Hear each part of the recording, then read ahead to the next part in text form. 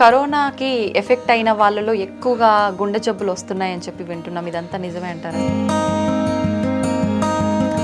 వంశ పారపర్యంగా కూడా మనకు జెనెటిక్స్ని బట్టి హార్ట్ అటాక్ వచ్చే ఛాన్స్ ఉంటుందని అయితే వింటున్నాం. ఎంతవరకు వచ్చే అవకాశం ఉంటుంది సార్? ఎంత శాతం? జిమ్ చేసే వాళ్ళు ఎక్కువగా సడన్గా పడిపోవడము, అక్కడే స్పాట్లో డెత్ అవ్వడము, ఇలాంటి సంఘటనలు చాలా వింటున్నాం. సార్, ఒకసారి స్టంట్ వేసి అది మూసుకుపోయిన తర్వాత మళ్ళీ స్టంట్ వేయటం అనేది రిస్క్తో కూడుకున్న పని అంటారా? ఒకసారి హార్ట్కి సంబంధించిన సర్జరీ జరిగిన తర్వాత మళ్ళీ వాళ్ళు నార్మల్ లైఫ్ లీడ్ చేయొచ్చండి. సార్, ఆల్కహాల్ తీసుకునే వారికి హార్ట్ అటాక్ వచ్చే అవకాశం ఎంతవరకు ఉంటుంది సార్? కొంతమంది అనుకుంటారు గ్యాస్ట్రిక్ ప్రాబ్లం వల్ల కూడా నొప్పి వస్తుంది అని చెప్పి. ఇది ఆయాసం నార్మల్గా కొంచెం వెయిట్ ఎక్కువ ఉన్న వాళ్ళకి కానీ, కొంతమంది ఎక్కువ ఎక్సర్సైజ్ చేయని వాళ్ళకి కానీ వస్తూనే ఉంటుంది. దీనికి దానికి డిఫరెన్స్ తెలుసుకునే అవకాశం ఉంటుందా సార్? నెగ్లెక్ట్ చేయొద్దండి. గ్యాస్ ట్రబుల్ పెయిన్ అనుకోవద్దండి, లేదా కండరాల నొప్పి అని అనుకోవద్దండి, లేదా ఎముకలు నొస్తున్నాయని అనుకోవద్దండి. గుండె ఆరోగ్యంగా ఉండాలి అంటే ఎల్డిఎల్ హెచ్డిఎల్ లెవెల్స్ అనేవి ఎంతలో ఉంటే హెల్తీగా ఉన్నట్టు సార్? నమస్కారం, వెల్కమ్ టు ఐ డ్రీమ్. నేను మీ విజిత.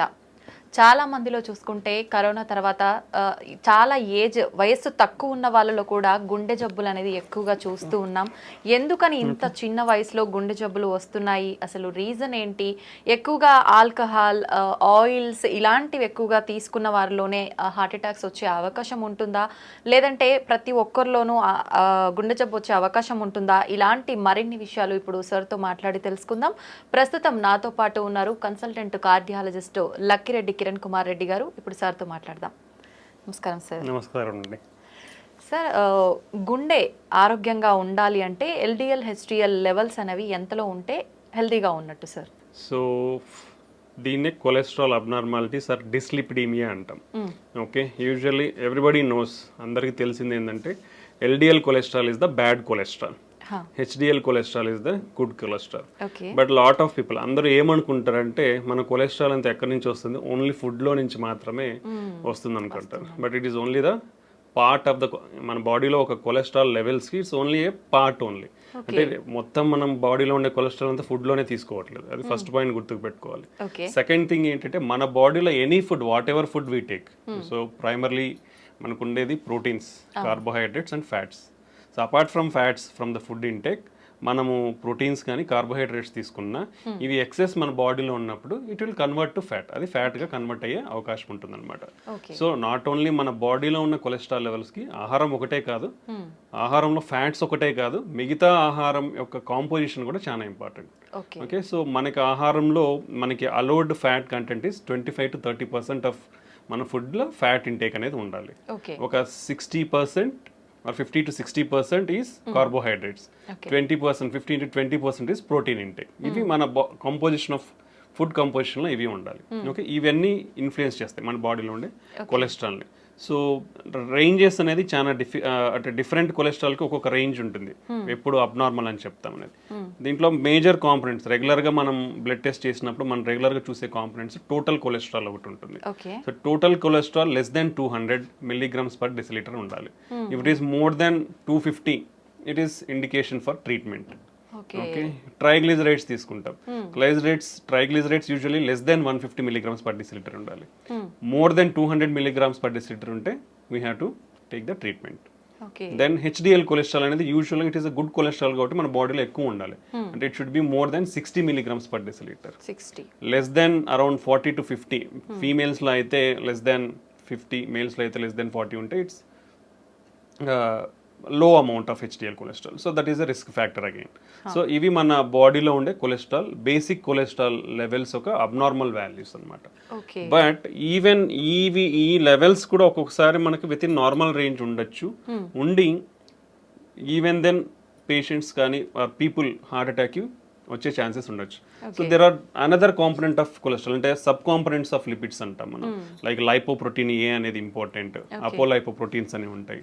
సో ఈ కాంపొనెంట్స్ కూడా చాలా ఇంపార్టెంట్ అనమాట. సో మనము ఒకవేళ ఈ basic cholesterol levels even with in normal range ఉన్నా కానీ మనం ఫర్దర్ టెస్టింగ్ ఆఫ్ కొలెస్ట్రాల్ అనేది చెక్ చేయాల్సిన అవసరం ఉంది. సో ఈ బ్యాడ్ కొలెస్ట్రాల్, గుడ్ కొలెస్ట్రాల్ అనేది నాట్ ఓన్లీ ఫ్రమ్ ఫుడ్, మనం తీసుకునే ఫ్యాట్ ఇంటేకే కాదు, rest of the food intake అనేది కూడా చాలా ఇంపార్టెంట్. ఓకే. సో మనం తీసుకునే ఫుడ్లో ఈక్వాలిటీ ఆఫ్ అంటే కార్బోహైడ్రేట్స్ ఉండాలి, ప్రోటీన్స్ ఉండాలి, ఫ్యాట్స్ ఉండాలి.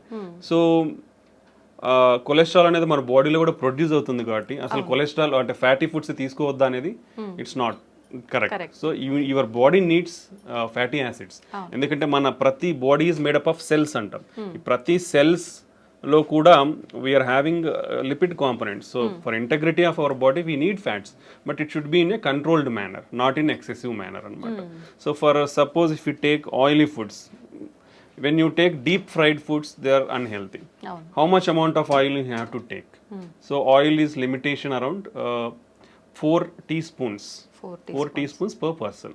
Okay. So that is the limitation of amount. Daily. So daily intake of this. So you should not take more than that. And second thing is then is what is the reusability of the oil? That is most important. You should not reuse it repeatedly. Fry చేసుకుంటాం అలానే పెడతాం మళ్ళీ reuse. So it should not be done. So ఇది ఒకటి. Third thing ఏంటంటే now all the మార్కెట్లో చాలా వరకు పార్షియలీ హైడ్రోజనేటెడ్ రిఫైన్డ్ ఆయిల్స్ అనేవి వస్తుంటాయి. Those are not healthy. So whatever it is cold pressed oils or organic oils ఉంటే those are better. So for fat intake. So these are the cholesterol abnormality levels to consider. Okay. ఎక్కువగా అంటే మనం తీసుకునే foods వల్ల కూడా heart attack వచ్చే chance ఉంటుంది కాబట్టి అటువంటి ఫుడ్స్ ఏంటి సార్ అసలు? బేసికల్లీ బేసికల్లీ ప్రతి ప్రాబ్లమ్కి whatever problem you take now it is it related to life style. What is meant by life style? 2 basic components of lifestyle is food and exercise. So in the food, healthy food. So what is healthy food? If you come to heart, what is heart healthy food? So usually ga manaki clinical studies and trials lo prove aina diets patterns anedi konni unnai. One of the important diet pattern is called Mediterranean diet pattern antam. So this is Mediterranean anedi oka sea surrounding areas lo they follow this diet pattern. Vallalo heart problems ne chala takku unnai. So that is why it is recommended to safeguard your heart. Heart హెల్తీగా పెట్టుకోనికి that is usually the recommended diet. దీంట్లో ఏముంటాయి? So బేసికల్ it's like A pyramid. ఈ పిరమిడ్ల base అనేది చాలా పెద్దగా ఉంటుందంటే లార్జ్ అమౌంట్ ఆఫ్ క్వాంటిటీ తీసుకోవాలి. Top of the pyramid small ఉంటుంది కాబట్టి అవి లో అమౌంట్ తీసుకోవాలి. So if you come to the base of the pyramid, first thing is exercise is compulsory in this diet pattern. That everybody has to follow. ఎటువంటి exercise చేయాల్సి ఉంటుంది sir? మనకి guide lines ప్రకారం, అమెరికన్ గైడ్ లైన్స్ ప్రకారం 150 minutes of moderate intensity exercise per week. అంటే daily 30 minutes for 5 days. Moderate intensity exercise అంటే కొంచెం walk, brisk walk are mild cycling కానీ మైల్డ్ స్విమ్మింగ్ కానీ ఇలా చేస్తే that amount of exercise for 30 minutes per day is enough. లేదా high intensity exercises అంటాం. That is required only 75 minutes per week. అంటే 20 minutes for 3 days, like 60 to 75 minutes per week. That is enough. So that even with this minimum exercise, you can stay healthy. Like what are the high intensity exercises? Like jogging and running, full length swimming, tennis ఆడడం, single person tennis ఆడడం, ఇవన్నీ కూడా high intensity exercises. Along with that, for 3 days a week, a minimum time like 15 to 20 minutes of strengthening exercises. That also will have a positive impact on our heart health అనమాట. So these are the exercise recommendations for 1 person to follow. So ఇవి follow అవుతూ then diet. The diet basically contains of whole grains and cereals. అంటే పప్పు దినుసులు అవన్నీ కూడా refined. ఇప్పుడు మనం రైస్ తీసుకోండి, వీట్ తీసుకోండి, whatever the products available in the market they are all refined. So refined foods అనేది యూ షుడ్ స్టాప్. ఒకరు ఈ రిఫైన్డ్ ఫుడ్స్ అనేది తినడం స్టాప్ చేయాలి. Because these are having high glycemic index. High glycemic, so more absorption and immediately sugar levels will rise, hormonal imbalance, insulin imbalance, all this will happen. So you should keep away from this refined foods nunchi dooram undali. Whole grains like whole wheat, brown rice, unpolished rice, ilanti తీసుకొని like millets, other grains, పప్పు దినుసులు ఇవన్నీ ఎక్కువ అంటే minimum daily you should take around 3 servings per day. You have to take these things. Next comes fruits and vegetables. Fruits and vegetables are one of the important component. Vegetarian diet, plant-based diet is much healthier than animal-based diet. Okay. So daily you should take around 4 to 5 servings of fruits and vegetables. In India, if you come hardly less than 50% of the population in India eat only one time a week. అంటే ఒక్కసారి మాత్రమే వారంలో fruits తీసుకుంటున్నారు మన భారతదేశంలో. You see how much gap is there. Okay, even vegetables కూడా like daily 4 to 5 servings of vegetables కూడా it is hardly 20 to 25% in all India. Okay okay. So you see how much gap in the diet, healthy dietary patterns we are following. Okay, this is one of the important. Next thing is oils. Oils, limited amount. 1 teaspoon is equal to 5 grams. Okay. Okay, you should take around 4 to 5 teaspoons per person. That is the limitation amount. And reusable oils అనేది ఉండకూడదు. So among these oils, extra virgin olive oil is the better thing. And any plant based oil is good. ఆ plant based oils లో కూడా we have to go for like cold pressed oils. Better avoid refined oils అనేది avoid చేయాలి. దాంట్లో కూడా mono unsaturated or poly unsaturated fatty acids ఉన్న ఆయిల్స్ని prefer చేయాలి, like sunflower, soybean oil, sesame oil. ఇవి they are good in mono or poly unsaturated fatty acids. Okay, then if you come to poultry or fish, non vegetarian. In non vegetarian usually the preferred is fish. Any oily fish or fish is the preferred non-vegetarian diet. Apart from that, poultry, chicken doesn't have any harmful effects on the heart, so you can take a chicken. That also like 2 to 3 servings per week, not more than that. Okay. Then if you come to dairy products, dairy also 1 or 2 times a day you can take dairy products. Then on the top, which is the minimal amount, like hardly once in a month, or even less than that, all the processed foods and the red meat. Red meat comes like mutton, lamb, sheep, pork, beef. All this comes under red meat. So it is not advisable to take all these things. And all sugar sweetened beverages like cool drinks, which is the very harmful. బయటికి పోతే చాలు cool drink తాగుతారు, అది అలవాటు అయిపోతుంది అందరికి. So అది avoid చేయాలి. బికాస్ అసలు అంటే హార్డ్లీ మంత్లో వన్స్ అని చెప్తున్నాం, ఇక్కడ అందరు చేసేది అంటే డైలీ 3 times తాగుతారు. You see how much harmfulness we are getting in to our body. And all the bakery products like all are coming from the refined wheat. Like maida నుంచి బేకరీ ప్రోడక్ట్స్ అన్ని, సమోసాలు కానీ, పఫ్ఫులు కానీ, even if you see cakes, lot of cream is there. So ఈ all things are refined products only. You should avoid hardly less than a month you should eat. But this is the bad thing. ఆ పైన ఉండేదే మనం అందరం కింద ఎక్కువ తింటున్నాం. So this is the unhealthy thing you should not follow. So this healthy diet follow అవడం అనేది చాలా important. If you follow this healthy diet and regular exercise, we can control lot of risk factors like sugar కానీ, BP కానీ, stress levels కానీ. We can reduce all of the things with healthy diet and exercise. Okay, that is the importance of diet and exercise. Sir, చాలా మందిలో వింటుంటాము heart attack అనేది sudden గా వస్తుంది, ఇంతకుముందు ఎప్పుడు ఉండదు, సడన్ గా వస్తుంది, ఎటువంటి సిమ్టమ్స్ కూడా లేవు, చాలా యాక్టివ్గా హెల్తీగా ఉన్నారు అని చెప్పి. నిజంగా ప్రతి ఒక్కరిలో కూడా సిమ్టమ్స్ అనేవి కనిపించవంటారా సార్ హార్ట్ అటాక్ వచ్చే ముందు? యూజువల్లీ హార్ట్ అటాక్ అనేది ఎందుకు వస్తుందంటే మన రక్తనాళాలు, అంటే గుండె పైన 3 రక్తనాళాలు ఉంటాయి. So left side 2, right side 1. ఇది వైటల్, మన హార్ట్ పంపింగ్ కి మన హార్ట్ కూడా బ్లడ్ సప్లై అవ్వాలి. మన హార్ట్ ఏం చేస్తుంది, మన బాడీకి బ్లడ్ సప్లై చేస్తుంది. బట్ హార్ట్కి కూడా బ్లడ్ సప్లై కావాలంటే ఆ రక్తనాళాల ద్వారా బ్లడ్ అందాలి.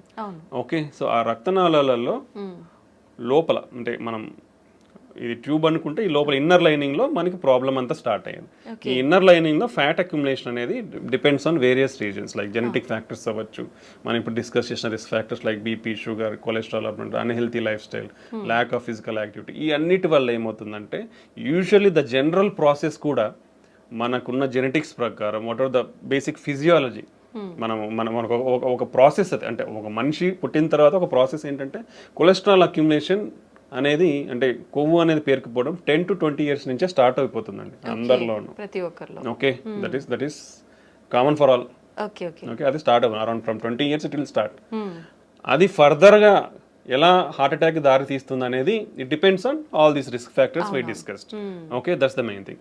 సో దీంట్లో 2 రకాలు అనమాట. ఈ కొవ్వు అనేది నిదానంగా మన లెవెల్స్ని బట్టి పేరుకుపోతూ వస్తుంటుంది. సో 10% ఉండొచ్చు, 20%, 50%, 70%. If it is more than 70% block ఉంటే మనకి గుండెకి అనేది రక్తం అనేది సరిగా అందక మన హార్ట్ అనేది స్ట్రెస్కు గురి అవుతుంది. ఓకే ఓకే, ఇది ఒక మెథడాలజీ. సో అలా స్ట్రెస్కు గురైనప్పుడు ఏమవుతుంది, ఇప్పుడు నేను నడుచుకుంటూ పోతున్నాను ఫాస్ట్గా, నాకు ఎక్సర్సైజ్ ఉన్నప్పుడు మన బాడీకి స్ట్రెస్ గురైనప్పుడు ఏమవుతుందంటే మనకు పంపింగ్ ఎక్కువ కావాలి. పంపింగ్ ఎక్కువ కావాలంటే హార్ట్కి బ్లడ్ అనేది ఎక్కువ అందాలి. ఎప్పుడైతే ఈ బ్లాక్ ఉంటుందో, లైక్ ఇప్పుడు ఇలా ఉంది, ఒక ట్యూబ్ ఉంది అనుకోండి, వాటర్ ఫ్లో అవుతుంది. ఇప్పుడు కంప్లీట్గా నార్మల్గా ఉన్నప్పుడు ఫాస్ట్గా ఫ్లో అవుతుంది. అదే నువ్వు హాఫ్ బ్లాక్ అయిపోయింది అనుకోండి, స్లో వస్తుంది. లైక్ ద సేమ్ వే మన హార్ట్ గుండె రక్తనాళాల్లో కూడా ఈ బ్లడ్ అనేది ఈ బ్లడ్ వెజల్ అనేది మూసుకుపోయింది అనుకోండి 70%, బ్లడ్ సప్ అనేది తగ్గిపోయినప్పుడు హార్ట్ పంపింగ్ అనేది తగ్గుతుంది. అప్పుడు మనకు సిమ్టమ్స్ లైక్ నడిచినప్పుడు కానీ, ఏదైనా పని చేసినప్పుడు కానీ, స్ట్రెస్లో ఉన్నప్పుడు ఆయాసం రావడము, ఛాతీ నొప్పి రావడము, కళ్ళు తిరగడము, వీక్నెస్ లాగా ఉండడము, ఇలా మేనిఫెస్ట్ అవుతుంది కొందరిలో. ఇది అంటే మేజర్ హార్ట్ అటాక్ రాకముందు, సడన్ హార్ట్ అటాక్ రాకముందు ఇలాంటి సిమ్టమ్స్ ఫేస్ అయ్యే ఛాన్స్ ఉంటుంది. బట్ చాలా మంది ఏం చేస్తారంటే ఇవి ఏజ్ తో రిలేటెడ్ అలా వచ్చినాయి అనుకోవడమో, లేదంటే నేను పని చేసినాను కాబట్టి పని చేస్తే ఇలా ఉంటాయి అనుకోవడం అనేది నెగ్లెక్ట్ చేస్తారు. సో ఆ నెగ్లిజెన్స్ వల్ల వీళ్ళు రికగ్నైజ్ చేయకపోవడం వల్ల సడన్ గా హార్ట్ అటాక్ కి గురవుతారు. బట్ ఇది ఒక కాంపోనెంట్ అయితే, ఇప్పుడు మనం 70% అయితే మనకు సిమ్టమ్స్ తెలుస్తాయి. But even sudden heart attacks అనేది ఈ మెకానిజం వేరు. ఈ సడన్ హార్ట్ అటాక్ లో ఏమవుతుందంటే, ఫర్ సపోజ్ 20% బ్లాకే ఉంది మనకి, 20% బ్లడ్ ఫ్లో బాగానే ఉంటుంది. బట్ ఈ అన్కంట్రోల్ షుగర్ కానీ, బీపీ ఎక్కువైనప్పుడు కానీ, లేదా స్ట్రెస్ గురైనప్పుడు కానీ, ఇలా ఏమవుతుందంటే ఈ పొర ఉంటుంది, ఏది కొలెస్ట్రాల్ పెరిగిపోయిన దాని మీద పొర, అది సడన్ గా రప్చర్ అయిపోతుంది, బర్స్ట్ అయిపోతుంది. బర్స్ట్ అయినప్పుడు ఈ లోపల ఉండేటివి బ్లడ్లో ఎక్స్పోజ్ అవడం వల్ల మన బ్లడ్లో ఉండే ప్లేట్లెట్స్ కోయాగులేషన్ ఫ్యాక్టర్స్, అంటే బ్లడ్ క్లాటింగ్ ఫ్యాక్టర్స్ అంటాం, ప్లేట్లెట్స్, అవి సడన్గా వచ్చేసి అక్కడ అన్ని చేరుకుపోతాయి. చేరుకుపోయినట్టు ఇమీడియట్గా బ్లడ్ వెజల్ అనేది బ్లాక్ అవుతుంది. ఇమీడియట్గా బ్లాక్ అయినప్పుడు సడన్ హార్ట్ అటాక్ వస్తుంది అనమాట. ఇది సడన్ హార్ట్ అటాక్ రానికి ముఖ్య కారణం. ఓకే, సో దానికి మనము ప్రియంటివ్గా మనకున్న రిస్క్ ఫ్యాక్టర్స్ని చెక్ చేసుకోవడం, రెగ్యులర్గా ఉన్న వాటిని కంట్రోల్లో పెట్టుకోవడం, హెల్తీ లైఫ్ స్టైల్ ఫాలో అవడం వల్ల ఇవన్నీ తగ్గించుకునే ఛాన్స్ ఉంటుంది. But we can't completely prevent, we can reduce the chances, but we can't completely prevent. Okay, ఇది mechanism of heart attack. So ప్రీవియస్గా ఏ సిమ్టమ్స్ లేని వాళ్ళు కూడా ఈ 20% ప్లాక్స్ అనేది సడన్ గా బర్స్ట్ అయినప్పుడు సడన్ హార్ట్ అటాక్ వచ్చే అవకాశం ఉంటుంది అనమాట. ఓకే, ఇది అక్యూట్ హార్ట్ అటాక్ అంటాం. మనం ఫస్ట్ ప్రీవియస్గా స్లోగా నడిచేటప్పుడు వచ్చేదాన్ని chronic coronary syndromes, chronic heart attack లాగా చెప్పొచ్చు అనమాట. ఇది మనకు హార్ట్ అటాక్ వచ్చే విధానం. ఓకే సార్, ఇందాక మీరు కూడా చెప్పారు చాలా మంది నెగ్లెక్ట్ చేస్తారు ఇలాంటి సిమ్టమ్స్ ఉన్నప్పుడు అని. కొంతమంది అనుకుంటారు గ్యాస్ట్రిక్ ప్రాబ్లం వల్ల కూడా నొప్పి వస్తుంది అని చెప్పి, అది ఇది ఆయాసం నార్మల్ గా కొంచెం వెయిట్ ఎక్కువ ఉన్న వాళ్ళకి కానీ, కొంతమంది ఎక్కువ ఎక్సర్సైజ్ చేయని వాళ్ళకి కానీ వస్తూనే ఉంటుంది. దీనికి దానికి డిఫరెన్స్ తెలుసుకునే అవకాశం ఉంటుందా సార్? ఇప్పుడు యూజువల్ గా హార్ట్ అటాక్ లో వచ్చే పెయిన్ ఏంటంటే, మనం ఛాతీ చాలా బరువు ఉంటుంది అనమాట. అంటే ఒక 100 kgs వెయిట్ పెట్టినట్లు ఉంటుంది మన ఛాతీ మీద, ప్రెషర్ ఫీల్ అవుతాం. ఓకే, నొప్పి కాదు, basically it's like discomfort. Heavy బరువు పెట్టేస్తే ఏమవుతుంది, ఊపిరి ఆడకుండా అవుతుంది. సో ఆ బరువుతో పాటే మనకి ఈ ఊపిరి ఆడకుండా ఉండే సెన్సేషన్ తెలుస్తుంది అనమాట. So that is typical of heart attack. Okay, అది చాలా ఇంపార్టెంట్. అలా కాకుండా సమ్ టైమ్స్ సూదులు కూర్చున్నట్లు ఉండడం కానీ, లేదా ఏదో మైల్డ్గా నలతగా ఉండి మైల్డ్ పెయిన్ తెలుస్తూ ఉంది, లేదా ఆ పెయిన్ ఇట్లా చేతికంతా పాకుతున్నట్లు తెలియడము, దాంతో పాటు వామిటింగ్ వచ్చిన సెన్సేషన్ ఉండడం కానీ, లేదా కళ్ళు తిరిగినట్లు ఉండే అవకాశం ఉంటుంది. ఓకే, చెమటలు పట్టిపోతాయి, చాలా ఎక్కువ పట్టిపోతాయి చెమటలు. సో ఇలా కూడా సిమ్టమ్స్ ఉండొచ్చు అనమాట. Okay, so but gastric pain ఎలా ఉంటుంది, యూజువల్గా ఏంటంటే మనకి కొంచెం ఈ పొత్తి కడుపులో మంటగా ఉంటుంది, మంటగా ఉండి ఆ పైకి గ్యాస్ట్రిక్ రిఫ్లక్స్ అంటాం, యాసిడ్ కాబట్టి ఆ రిఫ్లక్స్ కూడా ఇక్కడ నుంచి ఇక్కడ వరకు కూడా మనకు బర్నింగ్ ఉంటుంది గొంతు వరకు. యూజువల్గా గ్యాస్ట్రిక్ పెయిన్ అలా ఉంటుంది అనమాట. But any type of pain, అంటే మనం డిస్క్రైబ్ చేసుకున్న పెయినే హార్ట్ అటాక్ ఉండాల్సిన అయితే ఉండదు, అది టిపికల్. అలా ఉంటే కంపల్సరీ హార్ట్ అటాక్. బట్ అలా కాకుండా కూర్చున్నట్లున్న పెయిన్గా ఉన్న అది కూడా హార్ట్ అటాక్ అయి ఉండొచ్చు. Okay, any pain. That's why నేను ఎప్పుడు ప్రతి ఇంటర్వ్యూలో ప్రతి ఒక్కరికి నేను ఒకటే చెప్తాను, నీకు ఎటువంటి ఛాతీ నొప్పి వచ్చినా ఒక 30 సంవత్సరాలు 40 సంవత్సరాలు దాటిన తర్వాత నెగ్లెక్ట్ చేయొద్దండి. గ్యాస్ ట్రబుల్ పెయిన్ అనుకోవద్దండి, లేదా కండరాల నొప్పి అని అనుకోవద్దండి, లేదా ఎముకలు నొస్తున్నాయని అనుకోవద్దండి. మీకు ఆ నొప్పి తగ్గట్లేదు, విపరీతమైన నొప్పి ఉంది, ఆ ఇంటెన్సిటీ అంటాం, పెయిన్ ఇంటెన్సిటీ అంటాం, మైల్డ్గా ఉంది, పెరుగుతుంది, ఆ ఇంటెన్సిటీ అలా పెరుగుతా ఉన్నా, సో అలాంటప్పుడు ఇమ్మీడియట్ గా ఒకే చిన్న టెస్ట్, ఈసీజీ టెస్ట్ అంటాం, జస్ట్ హాస్పిటల్ ఎక్కడికి పోయినా, ఏ చిన్న క్లినిక్ పోయినా majority of the times diagnostic సెంటర్లలో కూడా ఈసీజీ అవైలబిలిటీ ఉంటుంది. సో అలా ఇబ్బంది ఉన్న వాళ్ళు ఒక చిన్న ECG that cost very less than around 200 to 300 కంటే ఎక్కువ ఉండదు ఈసీజీ అనేది. ఓకే, సో ఎక్కడికి పోయినా అలాంటి ఈసీజీ అనేది తీస్తారు. సో ఆ చెస్ట్ పెయిన్ అనేది ఎటువంటి చెస్ట్ పెయిన్ ఉన్నా ఒక ఈసీజీ తీసుకుంటే ప్రాణం కాపాడుకోవచ్చు. ఎందుకంటే అక్యూట్ హార్ట్ అటాక్ ఈసీజీలో చాలా ఈజీగా తెలిసిపోతుంది. సో దాంట్లో హార్ట్ అటాక్ చేంజెస్ ఉన్నాయా, ఇమీడియట్గా డాక్టర్స్ అక్కడ ఉన్న అవైలబిలిటీ ఉంటే ట్రీట్మెంట్ ఇస్తారు, లేదంటే రెఫర్ చేస్తారు.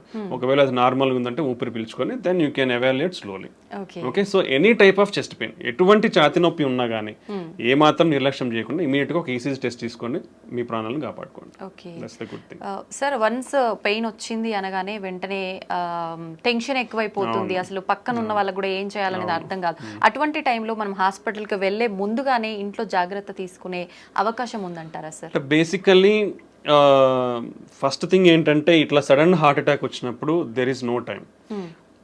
Even with this latest technological advancements, మనకు ఇంతకుముందు హార్ట్ అటాక్ ఎలా కనుక్కోవాలో రీచబిలిటీ ఉండేది కాదు, ఏది ఇన్వెస్టిగేషన్స్ కానీ. ఇప్పుడు ఎక్కడికి పోయినా, ఏ చిన్న విలేజ్కి కానీ చిన్న టౌన్కి వెళ్ళినా ఇవి ఫాస్ట్గా వెళ్ళొచ్చు, ఈసీజీ తీయించుకోవచ్చు, డయాగ్నోస్ చేసుకోవచ్చు.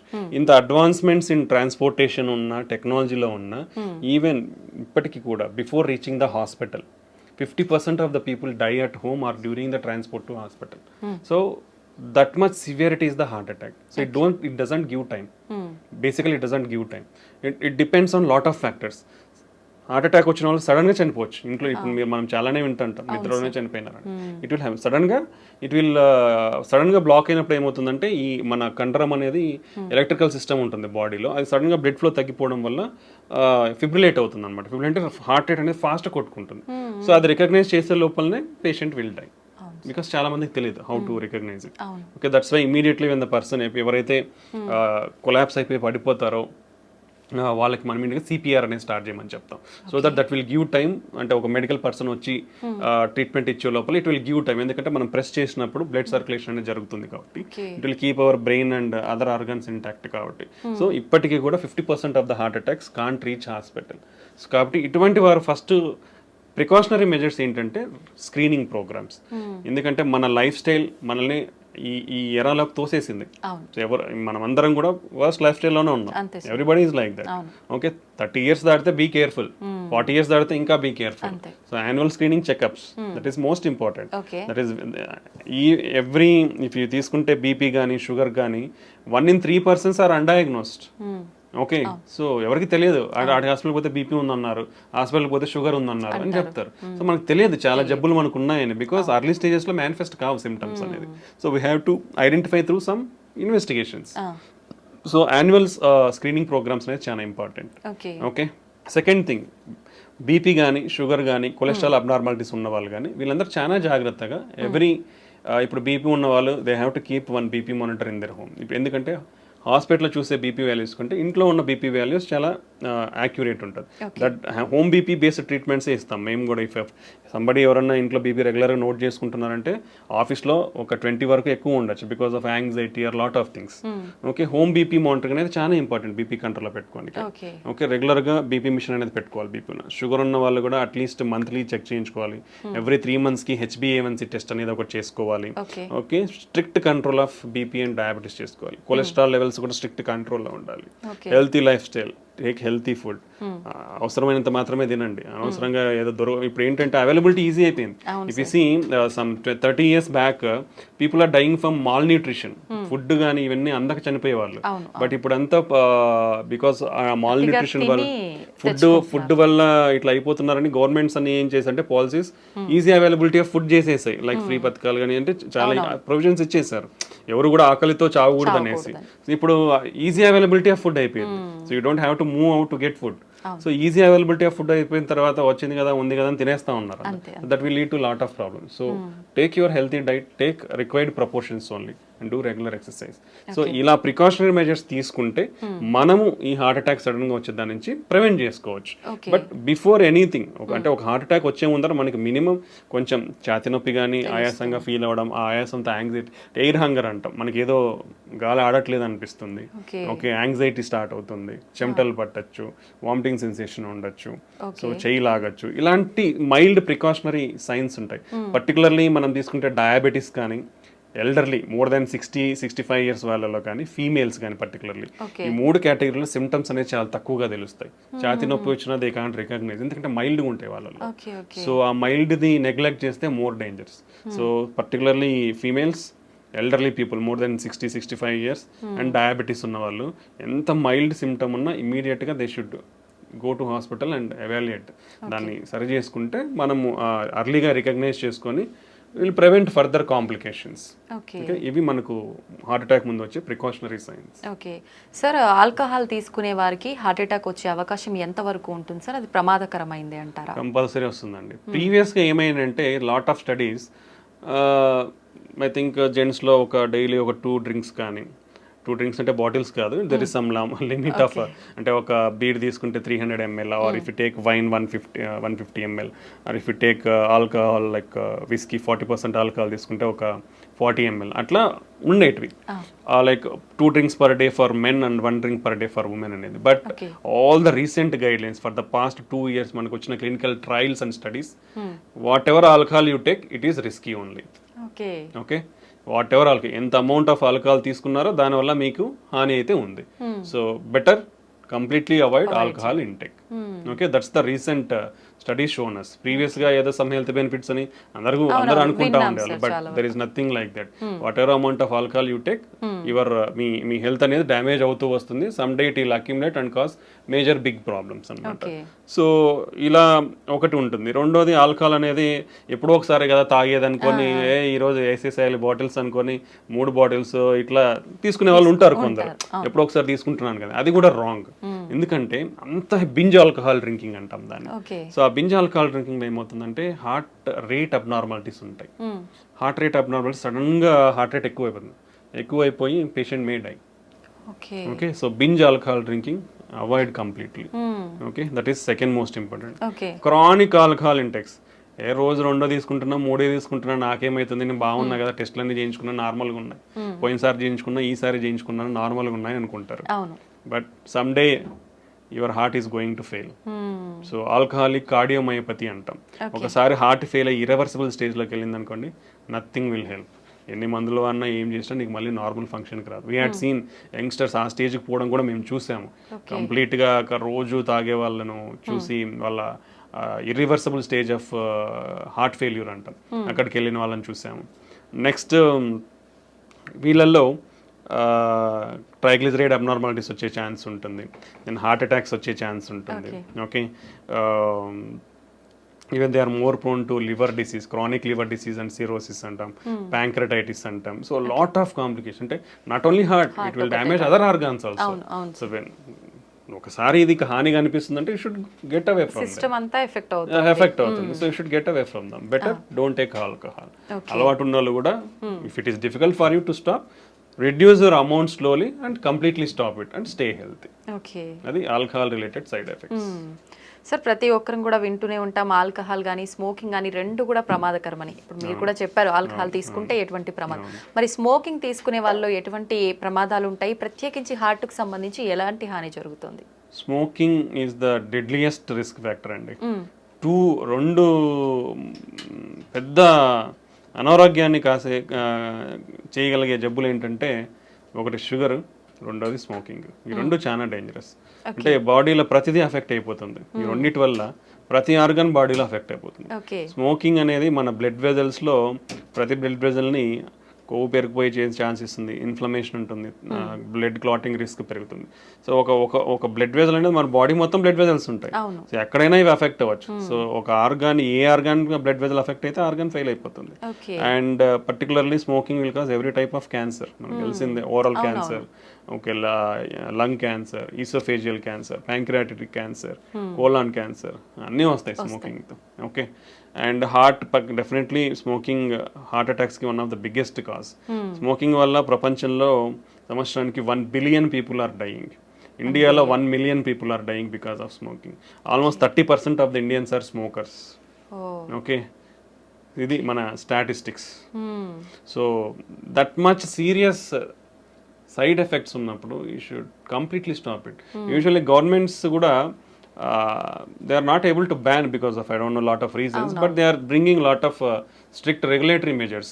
Every pack మీద completely avoid smoking అనేది definitely ఉంటుంది. Everywhere they display, even in public places like theaters, they are displaying stop smoking and they are showing the consequences of చూపిస్తున్నారు. Brain stroke, cancers, heart attacks, emphysema, lung problems, ఆయాసం రావడము.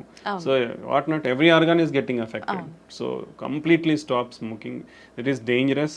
Smoking అంటే మనం smoking చేయడమే కదండి, మీరు ఇప్పుడు నీ చుట్టుపక్కల వాళ్ళు కూడా అఫెక్ట్ అవుతారు. ఇఫ్ సంబడీ స్మోకింగ్, చుట్టుపక్కల వాళ్ళు ఒక 10 మంది ఉంటే వాళ్ళు 10 మంది కూడా అఫెక్ట్ అవుతారు.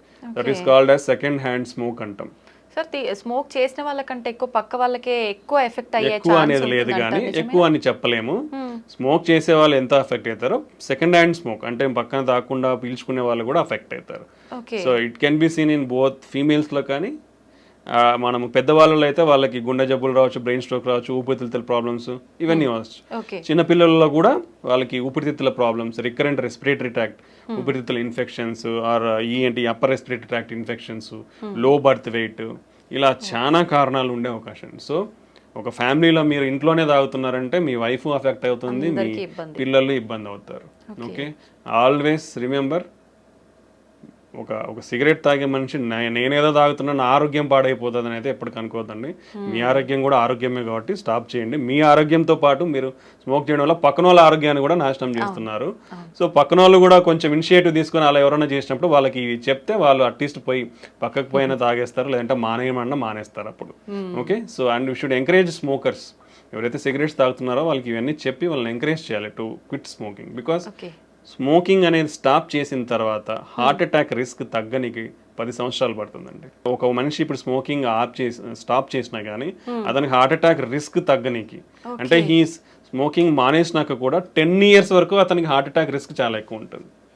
Okay, that is the impact of smoking. మానేసాకే అన్ని ఇయర్స్ ఉంటే కంటిన్యూ ఉన్నప్పుడు ఎంత సిగ్నిఫికెంట్ ఉంటుందో ఆలోచించాలి అందరూ కూడా. Okay, that is most important.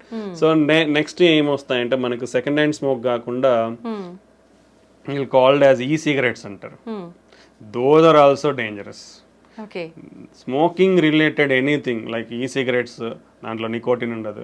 But still lot of studies, even in US studies also showed, even if somebody advertise that non-nicotine cigarettes ఉన్నా కానీ దాంట్లో కూడా నికోటిన్ ఉంటుంది.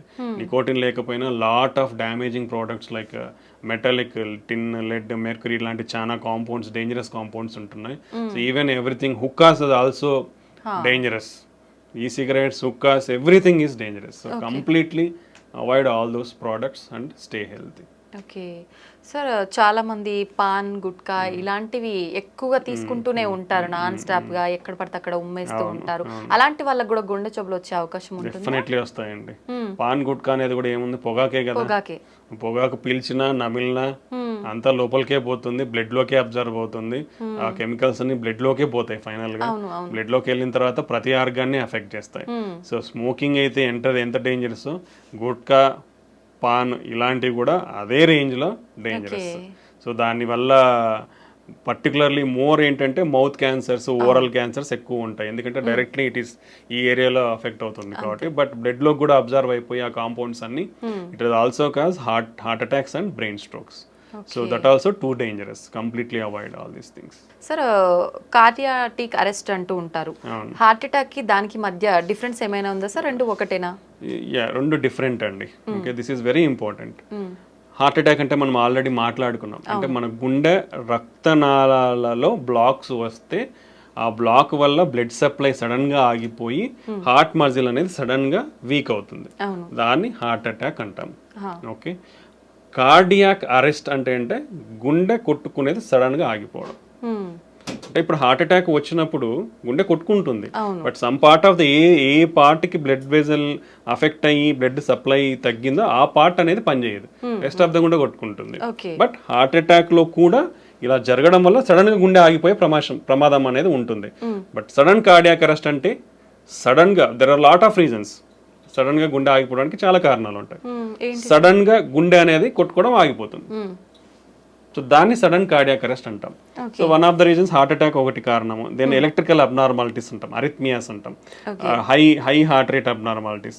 అలా హై హార్ట్ రేట్ ఉన్నప్పుడు గుండె ఇప్పుడు నార్మల్గా మన గుండె 60 నుంచి 90 వరకు ఇలా కొట్టుకుంటుంది. ఓకే, ఇప్పుడు సడన్గా 200-250 నిమిషాన్ని కొట్టుకుంది అనుకోండి, మీకు కదులుతున్నట్టు తెలుస్తుందా? జస్ట్ ఫింగర్స్ మూమెంట్స్ తెలుస్తున్నాయి, బట్ ఇలా కొట్టుకుంటేనే కదా బ్లడ్ అంది. ఇలా కొట్టుకున్నప్పుడు ఏమవుతుంది, బ్లడ్ అందదు. So it looks like heart has been stopped. So cardiac arrest. Okay, then infections, cardiomyopathies అంటాం. సో జెనెటిక్ ఉంటాయి చాలా కూడా కొన్ని. Okay, like hypertrophic cardiomyopathy, arrhythmic cardiomyopathies ఉంటాయి. కొన్ని ఛానలోపతీస్ అంటాం, అంటే మన బేసిక్ మాలిక్యులర్ లెవెల్లో కొన్ని ఛానల్స్ ఉంటాయి మన ఫంక్షన్స్ కానీ. So long QT syndrome, short QT syndrome, Brugada syndrome, ఇట్లా లాట్ ఆఫ్ థింగ్స్ ఉంటాయి అన్నమాట. Even like drug abuse will cause sudden heart attacks, sudden cardiac arrest, excessive alcohol cause sudden cardiac arrest. So ఇలా చాలా కారణాలు ఉంటాయి sudden cardiac arrest కావడానికి. So heart attack అనేది blood supply తగ్గిపోవడం వల్ల వచ్చేదాన్ని హార్ట్ అటాక్ అంటాం. కార్డియాక్ అరెస్ట్ అనేది సడన్ గా గుండె ఆగిపోతుంది అంతే. ఆ గుండె ఆగిపోయినప్పుడు ఎవరైనా చేయగలిగేదంటే సిపిఆర్ చేయాలి. అది ప్రతి ఒక్కరూ నేర్చుకోవాలి. ఎందుకంటే సంబడి మీకు ఆ సిపిఆర్ అనేది తెలిస్తే అట్లీస్ట్ మీరు మనం అంటే throughout your lifespan you can save one life. అది కంపల్సరీ ఎవ్రీబడి, అంటే చదువులేని వాళ్ళు కూడా నేర్చుకోవచ్చు. అది it's not a big science కానీ నాలెడ్జ్ కానీ ఏం లేదు. అదేంటి just need a simple training. Everybody ఆ ట్రైనింగ్ ని కూడా తీసుకోవచ్చు. Lot of online programmes, hospitals are offering CPR programmes. CPR training అనేది తీసుకుంటే అంటే అట్లీస్ట్ మనకు ఛాన్స్ దొరికినప్పుడు అవసరంలో ఉన్న వాళ్ళకి మనము ఆ సిపిఆర్ ఇచ్చి కాపాడగలిగే వాళ్ళం అవుతాం అనమాట. ఓకే సార్, మీరు చెప్పారు షుగర్ ఉన్న వాళ్ళలో కూడా ఎక్కువగా హార్ట్ అటాక్ వచ్చే అవకాశం ఉంటుంది అని చెప్పి. కొంతమందిలో షుగర్ ఉంటుంది బట్ కంట్రోల్లోనే టాబ్లెట్స్ వాడుతుంటారు, దాని దగ్గర డైట్ కంట్రోల్లో ఉంటుంది. అలాంటి వాళ్ళలో కూడా హార్ట్ అటాక్ వచ్చే ఛాన్స్ ఉంటుందా? యూజువల్గా అన్కంట్రోల్డ్ షుగర్స్ వాళ్ళకి very high risk. But even diabetes under కంట్రోల్లో ఉన్న వాళ్ళకి కూడా వచ్చే ఛాన్స్ ఉంటుంది. ఎందుకంటే so by the time literally in our country 80% of the people are having diabetes. Okay, and less than 50% are not under control. So uncontrol sugars అనేది చాలా ఎక్కువ. ఓకే, అండ్ షుగర్ ఉన్న వాళ్ళలో షుగర్ ప్రాబ్లమ్ ఒకటే ఉండదండి. BP ఉంటుంది, cholesterol abnormalities ఉంటుంది, kidney problems ఉండే ఛాన్స్ ఉంటుంది. సో మల్టిపుల్ ప్రాబ్లమ్స్ ఉంటాయి. ఇలా మల్టిపుల్ ప్రాబ్లమ్స్ ఉన్నప్పుడు one of the factor will affect. So even when your blood sugar is there, still chances of getting. And చాలా మందికి షుగర్స్లో మేము డయాబెటిక్స్లో ఏంటంటే మేము యాంజియోగ్రామ్స్ చేసినప్పుడు చూస్తాం. ఎందుకంటే వాళ్ళు ఆయాసం రావడమో లేదంటే ఛాతీ నొప్పి వస్తుందని నడిస్తే ఛాతీ నొప్పి వస్తుంది రావడమో జరుగుతూ ఉంటుంది మెజారిటీ. సో వాళ్ళలో యూజువల్గా there are different specific type of blocks ఉంటాయి. అంటే పైనుంచి కింది వరకు బ్లడ్ వెజల్స్ అన్ని సన్నగా అయిపోతాయి. By the time you start treatment, మీరు ట్రీట్మెంట్ స్టార్ట్ చేసే టైంకి కానీ లేదా కంట్రోల్ అయ్యే టైంకి జరగాల్సిన డ్యామేజ్ జరిగిపోయి ఉంటుంది. ఇప్పుడు మీరు కంట్రోల్ అవ్వకముందు షుగర్ కంట్రోల్ అయ్యే లోపలనే మీకు 60% 70% బ్లాక్స్ ఉన్నాయనుకోండి, చిన్న ఈవెంట్ చాలు ఫ్యూచర్లో. అంటే షుగర్ కంట్రోల్లో ఉన్న, బీపీ పెరిగినా, లేదంటే స్ట్రెస్లో ఉన్నా, లేదంటే ఒక ఇన్ఫెక్షన్ వచ్చినా, హార్ట్ రేట్ పెరిగిపోయినా, ఇట్లా ఏదో ఒక ఫ్యాక్టర్ వచ్చినా హార్ట్ అటాక్ కానీ వచ్చే అవకాశం ఉంటుంది అనమాట. సో షుగర్ కంట్రోల్తో పాటు healthy life style and other risk factors ఏమన్నా ఉంటే అవి కంట్రోల్లో పెట్టుకుంటే తక్కువ ఛాన్స్ ఉంటుంది. అంటే అందరికీ అలానే ఉంటుందని చెప్పలేము. షుగర్ ఉన్న వాళ్ళల్లో నార్మల్ వెజల్స్ కూడా ఉండే ఛాన్స్ ఉంటుంది. అంటే స్ట్రిక్ట్ కంట్రోల్, అంటే ఇనిషియల్గానే ఫస్ట్ నుంచి స్ట్రిక్ట్ కంట్రోల్ ఉండాలి. అంటే కొన్ని ఇయర్స్ అంతా కంట్రోల్లో లేకుండా ఫైనల్గా కంట్రోల్ అయ్యింది కదా అనుకుంటే ముందంతా డ్యామేజ్ జరిగిపోయి ఉంటుంది. వెన్నెవర్ మీకు షుగర్ ఉందని తెలిసినప్పటి నుంచి మీరు స్ట్రిక్ట్ కంట్రోల్లో పెట్టుకోవాలి. ఇప్పుడు కంట్రోల్ అయింది, చాలా మంది ఒక క్వశ్చన్ కూడా అడుగుతుంటారు, సార్ షుగర్ టాబ్లెట్స్ వాడుతున్నాం, కంట్రోల్ అయింది కదా, టాబ్లెట్స్ తగ్గిస్తారా అని. మీరు టాబ్లెట్స్ తీసుకుంటున్నారు కాబట్టి కంట్రోల్లో ఉంది. ఓకే, ఇప్పుడు టాబ్లెట్స్ తీసేస్తే ఏమవుతుంది, మళ్ళీ పెరిగే అవకాశం ఉంటుంది. సో మీకు టాబ్లెట్లు తీసేయాలి అది తగ్గించాలన్నప్పుడు ఏంటంటే strict diet patterns, strict regular exercise, ఇవన్నీ ఫాలో అయినప్పుడు డెఫినెట్లీ మీకు ఆ నీడ్ లేదు, ఇన్ని మెడికేషన్స్ వాడాల్సిన నీడ్ లేదంటే definitely we can reduce the drugs. But ఈ స్ట్రిక్ట్ లైఫ్ స్టైల్ లేకుండా మనము షుగర్ టాబ్లెట్స్ తగ్గించాలంటే మళ్ళీ షుగర్ లెవెల్స్ అనేది స్పైక్ అవుతుంది, అది మళ్ళీ మోర్ డ్యామేజ్ అనేది కాస్ట్ చేస్తుంది. ఓకే, సో మోస్ట్లీ డయాబెటీస్ అనేవాళ్ళు compare to non diabetes, sugar లేని వాళ్ళతో పోలిస్తే కంట్రోల్ ఉన్న అన్కంట్రోల్డ్ ఉన్నా కానీ హై రిస్క్లోనే ఉంటారు ఎప్పటికి కూడా. ఓకే, బీపీ థైరాయిడ్ ఉన్న వాళ్ళలో కూడా ఇలాంటి అవకాశాలు ఎక్కువగా బీపీ ఉంటాయండి. BP 1 in 3 persons BP or under diagnosed. ఇప్పుడు మనం 5 మంది ఉన్నాం, ఇక్కడ ఎవరికొకరికి ఉండొచ్చు బీపీ. అంటే ముగ్గురులో ఒకరికి బీపీ తెలియదు, ఉందని తెలియదు. బై ద టైం తెలిసే లోపల బ్రెయిన్ స్ట్రోక్స్ రావచ్చు, హార్ట్ స్ట్రోక్స్ రావచ్చు, కిడ్నీ ఫెయిల్యూర్ అవ్వచ్చు. ఓకే. సో ఇవి అన్ని ఆర్గాన్స్ని ఎఫెక్ట్ చేస్తాయి. బీపీ షుగర్ అనేటివి ఒక గుండెనే కాదు, మిగతా ఆర్గాన్స్ కూడా ఎఫెక్ట్ అవుతాయి. చాలా మంది కిడ్నీ పేషెంట్స్ సడన్గా హై బీపీ అంటే ఎవరు చెక్ చేయించుకోరు కదా రెగ్యులర్గా. దట్స్ వై రెగ్యులర్ చెకప్ అనేది చాలా ఇంపార్టెంట్ అండి. ఒకసారి ఇప్పుడు గవర్నమెంట్ హాస్పిటల్స్ ఉన్నాయి, లేదంటే క్లినిక్స్ ఉన్నాయి, చాలానే ఇప్పుడు అవైలబిలిటీ వచ్చేసింది. లేదంటే ఇంట్లో బీపీ మానిటర్ పెట్టుకొని ఆటోమేటిక్ ఇంకోరు వచ్చి చూడాల్సిన అవసరం లేదు. ఇప్పుడు ఇంట్లో కనెక్ట్ చేసుకొని చూసుకున్నా మనకు బీపీ ఉందా లేదా తెలిసిపోతుంది. సో అప్పుడప్పుడు అనేది ఈ బీపీ మెజర్మెంట్, షుగర్ టెస్టింగ్ అనేది కంపల్సరీ చేయించుకుంటూ ఉండాలి. అంటే ఇవన్నీ ఎక్కువైపోతున్నాయి because of our life style. So ఇవి చెక్ చేసుకోవడం వల్ల మనం జాగ్రత్త పడి మన ఆరోగ్యాన్ని కాపాడుకున్న వాళ్ళం అవుతాం అన్నమాట. సో బీపీ ఉన్న వాళ్ళు కూడా మోస్ట్లీ హార్ట్ అటాక్స్ కానీ, బ్రెయిన్ స్ట్రోక్స్, కిడ్నీ ఫెయిల్యూర్స్ అనేది చాలా ఎక్కువ రేట్స్ అనేది ఉంటుంది. ఒకరిలో ముగ్గురు బీపీ ఉందనేది అండర్ డయాగ్నోస్డ్ ఉంది. ఆల్మోస్ట్ ఏవైతే హార్ట్ అటాక్స్ వస్తున్నాయో, బ్రెయిన్ స్ట్రోక్స్ వస్తున్నాయో వీళ్ళల్లో 55% మందికి బీపీ ఉంటుంది. Okay. And BP almost 12% deaths cause చేస్తుంది. Okay, that much significant. BP వల్ల ఈవెన్ మన మెయిన్ బ్లడ్ వెజల్ అయోటా ఉంటుంది, అది కూడా లైక్ రప్చర్ అయ్యే, డిసెక్షన్స్ అయ్యే అన్కంట్రోల్డ్ ఉంటాయి. మన బ్రెయిన్లో హెమరేజ్ అయ్యే ఛాన్స్ ఉండొచ్చు. ఇలా lot of complications. So BP అనేది మనం ఇంట్లోనే చెక్ చేసుకోవచ్చు because of availability of technology nowadays. ఇప్పుడు అంతా స్మార్ట్ వాచ్లలో కూడా బీపీ వస్తున్నాయి తొందరలో. ఇంతవరకు రాలేదు, but future generation all watches are coming with everything, heart rate monitor, blood pressure, oxygen saturation. You can use the technology and stay healthy. Availability ఉన్నప్పుడు we have to use the technology and stay healthy. So BP కూడా ఇలాంటివి definitely lot of problems అనేది cause చేస్తుంది. చాలా మందిలో high బీపీసే కాకుండా లో BPs కూడా ఉంటూ ఉంటాయి కదా సార్, వాళ్ళలో కూడా అవకాశం ఉంటుందా? అంటే లో బీపీ ఇస్ డిఫరెంట్ ఎంటిటీ అండి. ఓకే, హై బీపీ అంటే యూజువల్గా నార్మల్ ఈజ్ 120/80 అంటాం, అంటే పైన సిస్టోలిక్ కింద డయాస్టోలిక్. మోర్ దెన్ 130/85 ఈజ్ అబ్ normal. More than 140/90 is called stage 2. Okay, stage 3 అంటే మోర్ దెన్ 180/120. సో ఇవి మన staging of BP levels. Okay, so border line అంటే నార్మల్ లో లెవెల్ ఆఫ్ నార్మల్ బీపీ అంటే 90/60. సో పైన 90 ఉండడం, కింద if it is less than that, less than 90/60 ఉంటేనే మనం లో బీపీ అంటాం. బట్ ఈ బార్డర్ లైన్ బీపీ అనేది కొందరిలో ఉండొచ్చు. యూజువల్లీ ఫీమేల్స్ సన్నగా ఉన్న వాళ్ళల్లో, వెయిట్ తక్కువ ఉన్న వాళ్ళలో ఇలా బీపీ అనేది లోవర్ లెవెల్స్ ఉండొచ్చు. ప్రెగ్నెంట్స్లో కూడా కొంచెం బీపీ అనేది లో లెవెల్లో ఉండొచ్చు. సో కొందరిలో ఇది నార్మల్ వేరియంట్. అంటే it's not low BP, is not borderline BPs are normal variant. Low BP అనేది డిఫరెంట్ కాజెస్.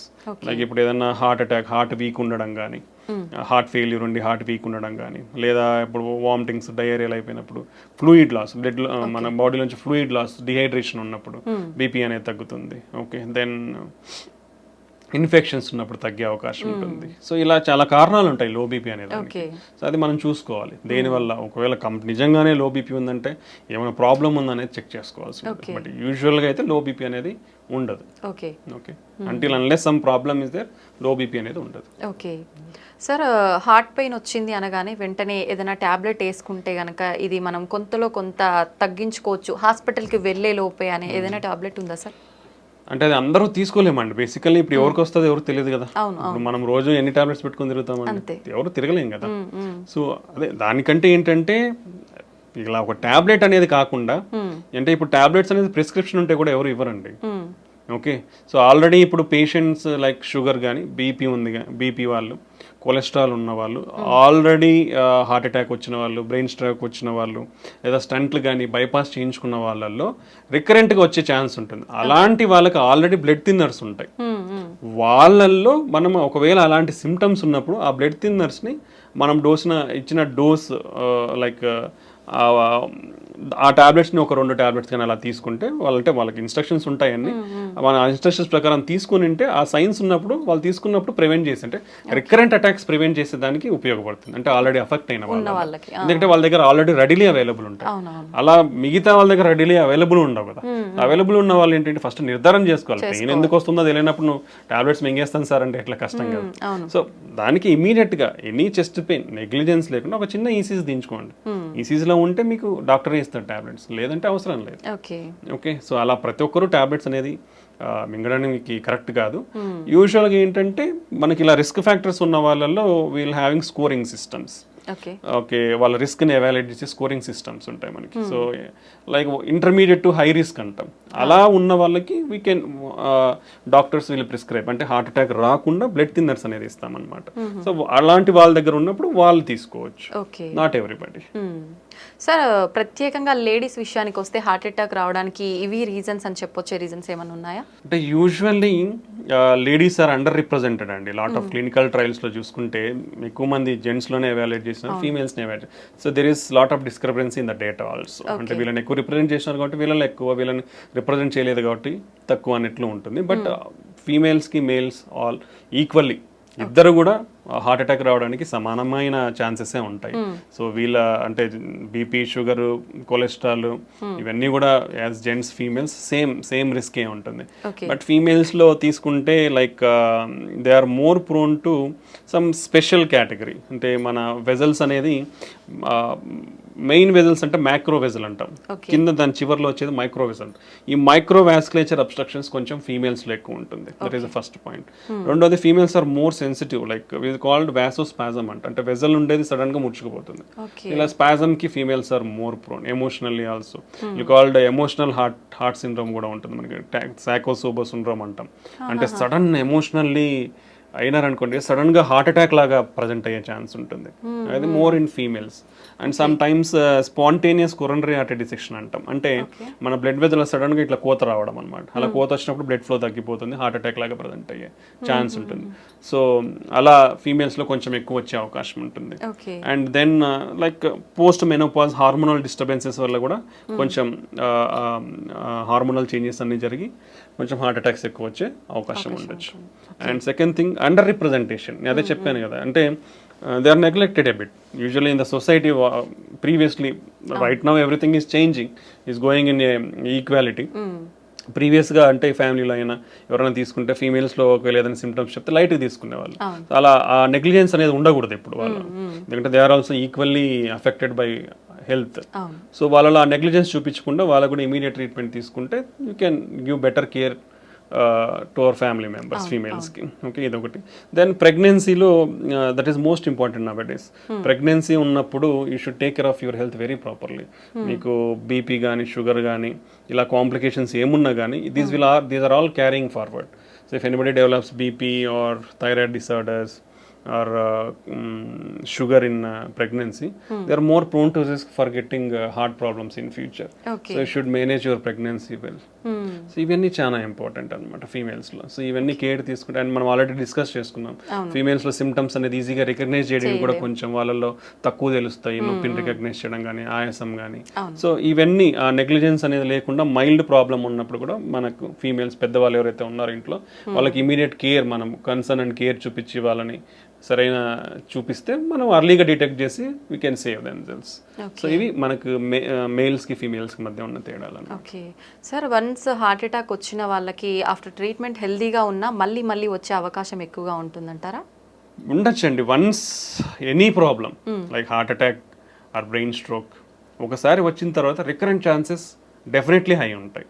ఓకే, సో హెల్తీగా అనేది చాలా కాంపోనెంట్స్ ఉంటాయి. మనం ఆల్రెడీ డిస్కస్ చేసుకునేది, మన హెల్తీ ఫుడ్ ఉంటుంది, డైలీ ఎక్సర్సైజ్ ఉంటుంది, మనకు బీపీ షుగర్ ఎంత కంట్రోల్లో ఉన్నాయని ఉంటుంది, మనకి ఇచ్చిన మెడికేషన్స్ ఎంత కరెక్ట్గా వేసుకుంటున్నాం అనేది ఉంటుంది. So all these factors affect. ఈ ఫ్యాక్టర్స్ నుంచి ఒకటి డివియేట్ అయినా మనకు ఎక్కువ వచ్చే ఛాన్స్ ఉంటుంది. Even on controllable natural process అండి. మనకు ఫ్యాట్ అక్యుములేషన్ అనేది న్యాచురల్ ప్రాసెస్. మనం మెడిసిన్స్ తీసుకున్నా కానీ కొందరిలో బికాస్ ఆఫ్ జెనెటిక్స్ ప్రోగ్రెస్ అయ్యే ఛాన్స్ ఉండొచ్చు. సో ఈ డిఫరెంట్ కాంపనెంట్స్ వల్ల అఫెక్ట్ అయ్యే ఛాన్స్ ఉంటుంది. సో ఒకసారి హార్ట్ అటాక్ కానీ బ్రెయిన్ స్ట్రోక్ వచ్చిన వాళ్ళు డెఫినెట్లీ హై రిస్క్, మళ్ళీ వచ్చే ఛాన్సెస్ ఎక్కువే ఉంటుంది. కాబట్టి ఇంకొంచెం స్పెషల్ జాగ్రత్తలు తీసుకోవాలి. అంటే మెడికేషన్స్కి చాలా స్ట్రిక్ట్గా ఫాలో అవ్వాలి. రెగ్యులర్గా అట్లీస్ట్ కంట్రోల్ లెవెల్స్ చెక్ చేసుకోవాలి. బీపీ కానీ కొలెస్ట్రాల్ కానీ షుగర్ కానీ ఇవన్నీ at least third monthly at least check చేసుకోవాలి. బీపీ షుగర్ ఉన్న వాళ్ళు బెటర్ ఇంట్లో బీపీ మానిటర్, షుగర్ మానిటర్ పెట్టుకొని daily you can check your BP or every 1 week you can check your sugars కంట్రోల్లో ఉంటే. సో ఇలాంటి జాగ్రత్తలు అన్నీ తీసుకుంటే మనం ఇవన్నీ అంటే medications, blood thinners, cholesterol lowering drugs, BP control drug, sugar control ఇవన్నీ టైమ్లీ తీసుకొని కరెక్ట్గా మెయింటైన్ చేసుకోగలిగితే రికరెంట్ అటాక్స్ అనేది మనం తగ్గించుకోవచ్చు కూడా. ఓకే సార్ హార్ట్ అటాక్ వచ్చిన వాళ్ళకి వేరే హెల్త్ ఇష్యూస్ ఎక్కువగా కూడా వస్తుంటాయి అని చెప్పి అంటుంటారు. నిజంగా అలా వచ్చే అవకాశం ఉంటుందా? అంటే ఇట్ డిపెండ్స్, అంటే it depends on lot of risk factors. ఇప్పుడు హార్ట్ అటాక్ ఎందుకు వచ్చింది, బీపీనో షుగరో ఇంకోటి ఏదో ఉంటుంది, రీజన్ ఉంటుంది. ఉండదు. ఉన్నప్పుడు ఏమవుతుంది, వాళ్ళు ఒకసారి అఫెక్ట్ అయిన తర్వాత ఫర్దర్ ఆర్గన్స్ కూడా డ్యామేజ్ అయ్యే ఛాన్స్ ఉంటుంది. వీ డోంట్, అంటే మనం హార్ట్ అటాక్ సిమ్టమ్స్తో ప్రజెంట్ అనేది కాబట్టి we can treat that. But already అప్పటికే ఇప్పుడు కిడ్నీ డ్యామేజ్ అయి ఉండొచ్చు, సో వాళ్ళు కిడ్నీ ప్రాబ్లమ్స్లో ల్యాండ్ అయ్యే ఛాన్స్ ఉంటుంది. ఓకే, షుగర్ కానీ బీపీ ఉన్న వాళ్ళు వీళ్ళందరూ, లేదా ఒకసారి this is called vascular disease అనుకున్నాం, అంటే cholesterol accumulation in the blood vessels. ఇక్కడ అఫెక్ట్ అయినాయంటే బ్లడ్ వెజల్స్ ఎక్కడ వేరే చోట కూడా అఫెక్ట్ అయ్యింటారు. సో ఒకసారి హార్ట్ అటాక్ వచ్చిన వాళ్ళు ఫ్యూచర్లో బ్రెయిన్ స్ట్రోక్ కూడా వచ్చే అవకాశం ఎక్కువ ఉంటుంది, లేదా కాళ్ళల్లో బ్లాక్స్ వచ్చే అవకాశం ఉంటుంది. సో ఇలా అదర్ ప్రాబ్లమ్స్ కూడా వచ్చే అవకాశం ఎక్కువే ఉంటుంది అనమాట. దెన్ వాళ్ళ age and immunity levels, old age అనుకోండి, ఒకసారి హార్ట్ అటాక్ వచ్చినాక ఏజ్ ఇమ్యూనిటీ లెవెల్స్ని బట్టి ఇన్ఫెక్షన్స్ రావడం కానీ ఇలాంటివి కూడా ఉండే అవకాశం ఉండొచ్చు. ఓకే, ఒకసారి హార్ట్కి సంబంధించిన సర్జరీ జరిగిన తర్వాత మళ్ళీ వాళ్ళు నార్మల్ లైఫ్ లీడ్ చేయొచ్చు అంటారా? డెఫినెట్లీ అండి. ఇప్పుడున్న latest technology and advancements and treatments, so definitely normal life lead చేయొచ్చు. ఒకసారి హార్ట్ అటాక్ వచ్చింది, స్టంట్ పడిందంటే అయ్యో ఏదో అయిపోయింది ఇంకేం చేయలేమనేది ఎక్కడా లేదు. టెంపరీగా వాళ్ళు రికవర్ అయ్యేంత వరకు విల్ గివ్ సజెషన్స్. అంటే ఇప్పుడు ఒకసారి హార్ట్ అటాక్ వచ్చింది, స్టంట్స్ వేయించుకున్న తర్వాత ఒకేసారి పోయి నేను ఈ లిఫ్ట్ చేసే వర్క్స్ చేస్తాను, హెవీ వెయిట్స్ లిఫ్ట్ చేస్తాను అంటే అది is not good. Slow, that is called progressive rehabilitation. అంటే నిదానంగా, ఇప్పుడు నేను వెళ్ళాను బాగుంది, so I will just walk in the home for 1 week. ఇంట్లో కూడా అక్కడక్కడ తిరిగేది, ఇల్లు మొత్తం తిరుగుతాను. Second week I will go out for walking, 1 kilometer 2 kilometers walking వెళ్ళేస్తాను. నేను బాగున్నాను. నెక్స్ట్ థర్డ్ వీక్ నుంచి you can go for 3-4 kilometers. After 1 month you can do routine activities if everything. So this call graded rehability. అంటే మన body కూడా మళ్ళీ acclimatise అవుతుంది ఆ వర్క్ అనేది. సో దెన్ దాంతోపాటు you have to control medication complications, that is most. Medications అనేది రెగ్యులర్గా వాడాలి. ఇనిషియల్ స్టేజెస్లో కొన్ని ఎక్కువ మెడికేషన్స్ ఉంటాయండి, హార్ట్ అటాక్ వచ్చిన తర్వాత లేదా స్టంట్ వేయించుకున్న తర్వాత కానీ, బైపాస్ కానీ. బట్ స్లోగా పేషెంట్స్ కండిషన్ బట్టి, హార్ట్ ఫంక్షన్ ఇంప్రూవ్మెంట్ని బట్టి కూడా అవన్నీ అడ్జస్ట్ చేస్తూ వస్తాము. So after 1 year compulsory 1 blood thinner, cholesterol lowering drugs, మీ రిమైనింగ్ ఇష్యూస్ ఏమంటే అదొకటి కంటిన్యూ చేసుకుంటే they will stay happy, they can lead happily a normal life. ఇప్పుడున్న అడ్వాన్స్మెంట్ టెక్నాలజీతో ఎవ్రీథింగ్, ఓపెన్ హార్ట్ సర్జరీ లేకుండా కూడా ఫర్ ఎవ్రీథింగ్, బైపాస్ కూడా అవసరం లేకుండా చాలా కేసుల్లో కూడా స్టంట్స్ వేసుకోవచ్చు. It depends on the patient condition బట్టి బైపాస్, స్టంటింగ్ అనేది కార్డియాలజిస్ట్ వాళ్ళకి బెటర్ ఆప్షన్ ఏది ఉంటే దాన్ని బట్టి మనం అడ్వైస్ చేస్తాము. But mostly we can reduce the need. Open heart surgery need అయితే ఈవెన్ కొరనరీ బ్లాక్స్కే కాదు, ఈవెన్ వాల్వ్ ఇంటర్వెన్షన్స్ అంటాం. అంటే మన గుండెలో 4 గదులు ఉంటాయి, గదుల మధ్యలో వాల్స్ ఉంటాయి, డోర్స్ లెక్క. అవి కూడా ఇంతకు ముందు only option is open heart surgery. Open heart surgery చేసి వాల్ మార్చాల్సి వస్తుంది. But now A days call Tavy, main aortic valve అనేది డిసీజ్ అవుతుంది ఏజ్ వచ్చిన వాళ్ళలో. సో వాళ్ళల్లో ఇప్పుడు ఓపెన్ హార్ట్ సర్జరీ లేకుండా more than 60-65 years ఉంటే మనం తొడలో నుంచి ట్యూబ్స్ పంపించి వాల్వ్, ఇంకో వాల్వ్, కొత్త వాల్వ్ పెట్టేసేయచ్చు. So lot of advancements in technologies. ఇప్పుడు అవే వాళ్ళు even rest of the valves కూడా ఇప్పుడు ఓపెన్ హార్ట్ సర్జరీ లేకుండా వాల్వ్ ఇంప్లాంటేషన్స్ జరుగుతున్నాయి.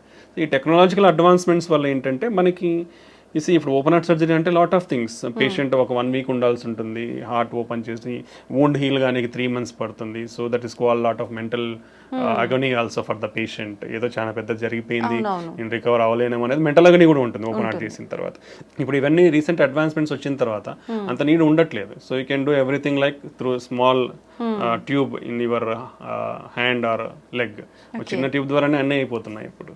సో ఈ టెక్నాలజికల్ అడ్వాన్స్మెంట్స్ వల్ల you can get a better treatment and you can mobilise easily. Hospital stay 2-3 days కంటే ఉండదు. ఆఫ్టర్ దట్ ఒక 1 week to 1 month లోపల నార్మల్ రొటీన్ లైఫ్కి వచ్చేస్తారు. After that you can do all routine life, driving చేసుకోవచ్చు, అన్ని చేసుకోవచ్చు. రిస్క్ ఫ్యాక్టర్స్ ఏమైనా ఉంటాయా సార్ ఈ టైప్లో చేస్తున్నప్పుడు? చాలా లెస్ అండి, less than 1 to 2%, less than 1 to 2%. If you take stenting, coronary stenting or interventional procedures తీసుకుంటే అరౌండ్ 2 to 5% రిస్క్. ఓపెన్ హార్ట్కి తీసుకుంటే అరౌండ్ 5 to 10% రిస్క్ ఉంటుంది. So compare to open heart ఈ అడ్వాన్స్డ్ టెక్నిక్స్ అన్ని కూడా లెస్ రిస్కే ఉన్నాయి. అంటే యూజువల్గా ఇవన్నీ మోర్ హై సర్జికల్ రిస్క్ ఉన్న వాళ్ళకే ఆఫర్ చేస్తాం ట్రీట్మెంట్స్. సో కాబట్టి హై సర్జికల్ రిస్క్ అన్నాక ఇంకా only better option is having going through that. ఒకసారి సర్జరీకి హై రిస్క్ ఉన్నప్పుడు ఈ ప్రొసీజర్ చేసినప్పుడు కూడా మినిమల్ రిస్క్ అనేది ఉంటుంది, కానీ మేజర్ రిస్క్ అనేది. So we'll take all precautions to reduce the risk and give the best treatments to the patient. జనరల్గా ఓపెన్ హార్ట్ సర్జరీ ఎటువంటి సందర్భాల్లో పేషెంట్ ఎటువంటి కండిషన్లో ఉన్నప్పుడు అవసరం పడుతుంది సార్? యూజువల్గా మల్టిపుల్ బ్లాక్స్లో అంటే లైక్ ఈవెన్ మల్టిపుల్ బ్లాక్స్ కూడా స్టంటింగ్ ఆప్షన్ ఉంది, but there is different disease profile. ఇప్పుడు పైన నుంచి మొత్తం కింద వరకు డిసీజ్ ఉండి ఓన్లీ కింద మాత్రమే నార్మల్ ఉండి అట్లాంటిది 2-3 వెజల్స్లో ఉన్నాయి, లేదా ఒక బ్లాక్ మూసుకుపోయి కొన్ని సంవత్సరాలు అయిపోయింది, అట్లాంటివి 2 ఉన్నాయి. సిటీఓస్ అంటాం, క్రానిక్ టోటల్ అక్లూషన్స్, అలాంటి 2 ఉన్నాయి. సో అలాంటప్పుడు యూజువల్గా, లేదా షుగర్ ఉండి మల్టిపుల్ బ్లాక్స్ ఉన్నాయి, సో అలాంటి వాళ్ళకి బైపాస్ చేస్తాం. Nowadays you can safely keep around 5 to 6 stents. యూజువల్గా చాలా మందికి ఒక అపోహ ఏంటంటే 2 కంటే ఎక్కువ పెట్టుకోవద్దని ఉంటుంది, బట్ ఇట్స్ రాంగ్. ఎక్కడ కూడా అలాంటి లిమిటేషన్స్ లేవు. There are lot of case reports, కొన్ని 10లో పైన స్టంట్లు వేసిన సినారియోస్ కూడా ఉన్నాయి, బికాస్ ఆఫ్ టెక్నాలజీ అడ్వాన్స్. పాతకాలం స్టంట్ వేయించుకుంటారు, టెక్నాలజీ అడ్వాన్స్ మూసుకుపోయి ఉంటుంది, మళ్ళీ వేస్తారు. సో స్టంటింగ్ అనేది up to 5 to 6 number of stents హ్యాపీగా సేఫ్గా చేయించుకోవచ్చు. ఓకే, బైపాస్ అనేది స్పెసిఫిక్ సినారియోస్, పేషెంట్ కండిషన్ బట్టి. ఇండియాలో ఏంటంటే మనకు కొంచెం economics are most important, so ఆ కండిషన్ బట్టి పేషెంట్కి అడ్వైస్ అనేది ఇస్తూ ఉంటాం అనమాట. So lot of complex cases now days can be safely done without the need of open heart surgery. Okay sir, ఒకసారి స్టంట్ వేసిన తర్వాత చాలా అంటే మూసుకుపోవటానికి మళ్ళీ ఎంత టైం పడుతుంది? ఖచ్చితంగా మూసుకుపోయే ఛాన్స్ ఉంటుందంటారా? This is a very good question. Lot of people are having this doubt, and recently we also faced this scenario. First point గుర్తు పెట్టుకోవాల్సింది ఏంటంటే, చాలా మందికి ఒక అపోహ ఏంటంటే గ్రాఫ్ట్స్ అంటే ఓపెన్ హార్ట్ సర్జరీ చేసి బైపాస్ చేయించుకుంటే బాగుంటుంది, స్టంట్స్ వేస్తే మూసుకుపోతాయి అనేది అపోహలో ఉన్నారు. అది ఇట్స్ వెరీ కంప్లీట్లీ రాంగ్ అండి.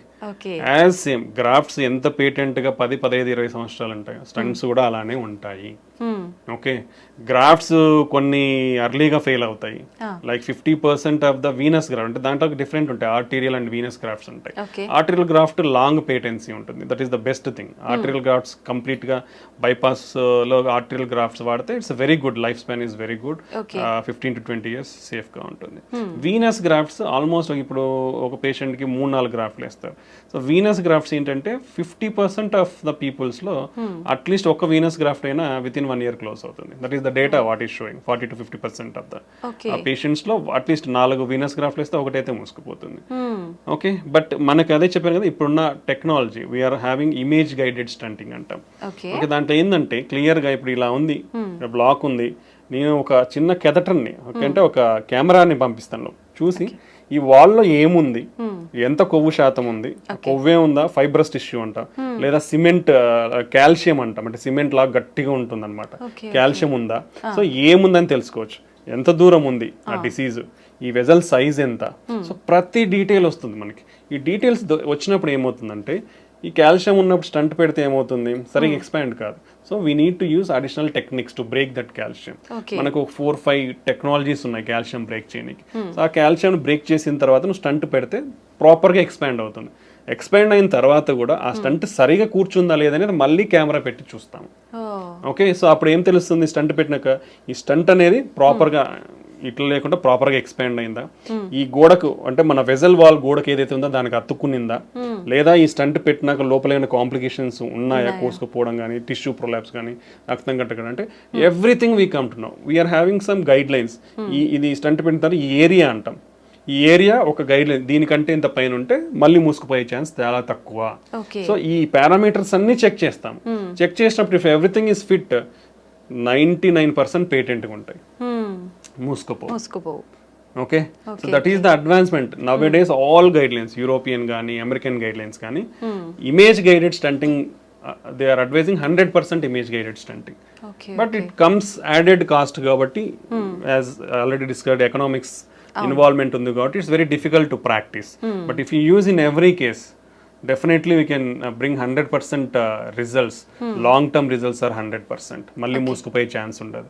And quality of the stents, so better quality of the stents, whatever you do the standard quality stents, the chances of occlusion are very less. మూసుకుపోవడం అనేది చాలా తక్కువ ఉంటుంది. గ్రాఫ్ట్స్ అయితే ఎలా ఇన్ని సంవత్సరాలు వస్తాయి, స్టంట్లు కూడా అన్ని సంవత్సరాలు వస్తాయి. సో స్టంట్లు ఏదో వేయించుకుంటే మూసుకుపోతాయనే అపోహలు అయితే ఎవరు ఉండద్దండి. ఇప్పుడున్న technologies and the better platforms. ప్రీవియస్గా స్టంట్స్ ఎలా ఉండేదంటే కొంచెం థిక్నెస్ ఉండేటివి, డిజైన్ ఉండేది, అంటే open cell, closed cell design అంటాం, అంటే లింక్స్, ఇప్పుడు ఇట్లా లింక్స్ ఉంటాయి అనమాట, డిఫరెంట్ ప్యాటర్న్స్ ఉండేటి అనమాట. ఇవన్నీ టెక్నాలజీ చేంజ్ అయింది, థిక్నెస్ అనేది తగ్గింది, డ్రగ్ కోటెడ్ అనేది వచ్చింది, ఉంది, ఈ లింక్స్ అనేది డిఫరెంట్ లింక్ డిజైన్స్ వచ్చాయి for better seating in the vessel. So ఈ అన్ని టెక్నాలజీతో it's doing very good now days. So almost like more than 97-98% కంప్లీట్గా పేటెంట్ ఉంటాయి, మూసుకుపోవు.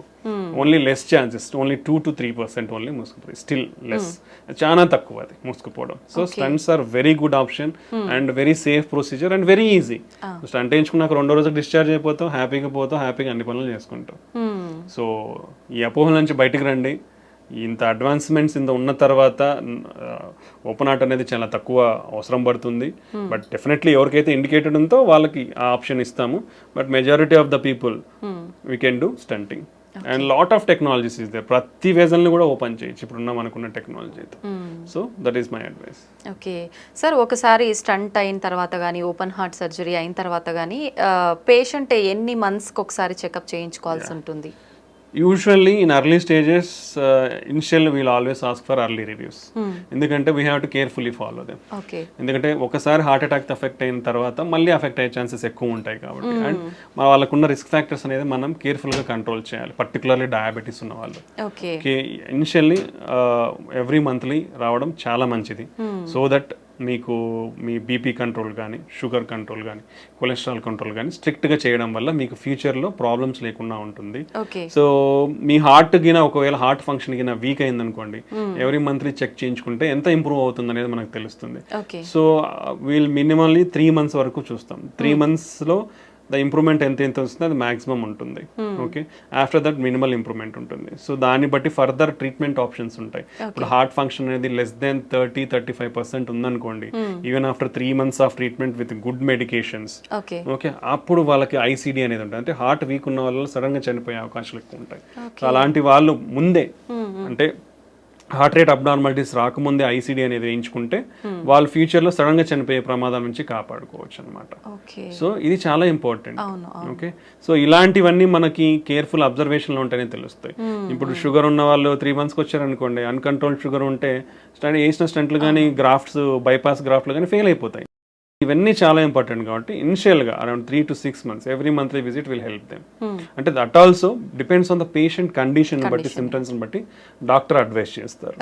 After that if the patient is good, every 2 months or 3 months they can follow. Okay, ప్రతి ఒక్కరు అంటే local availability ఉన్న వాళ్ళు నెల వస్తారు.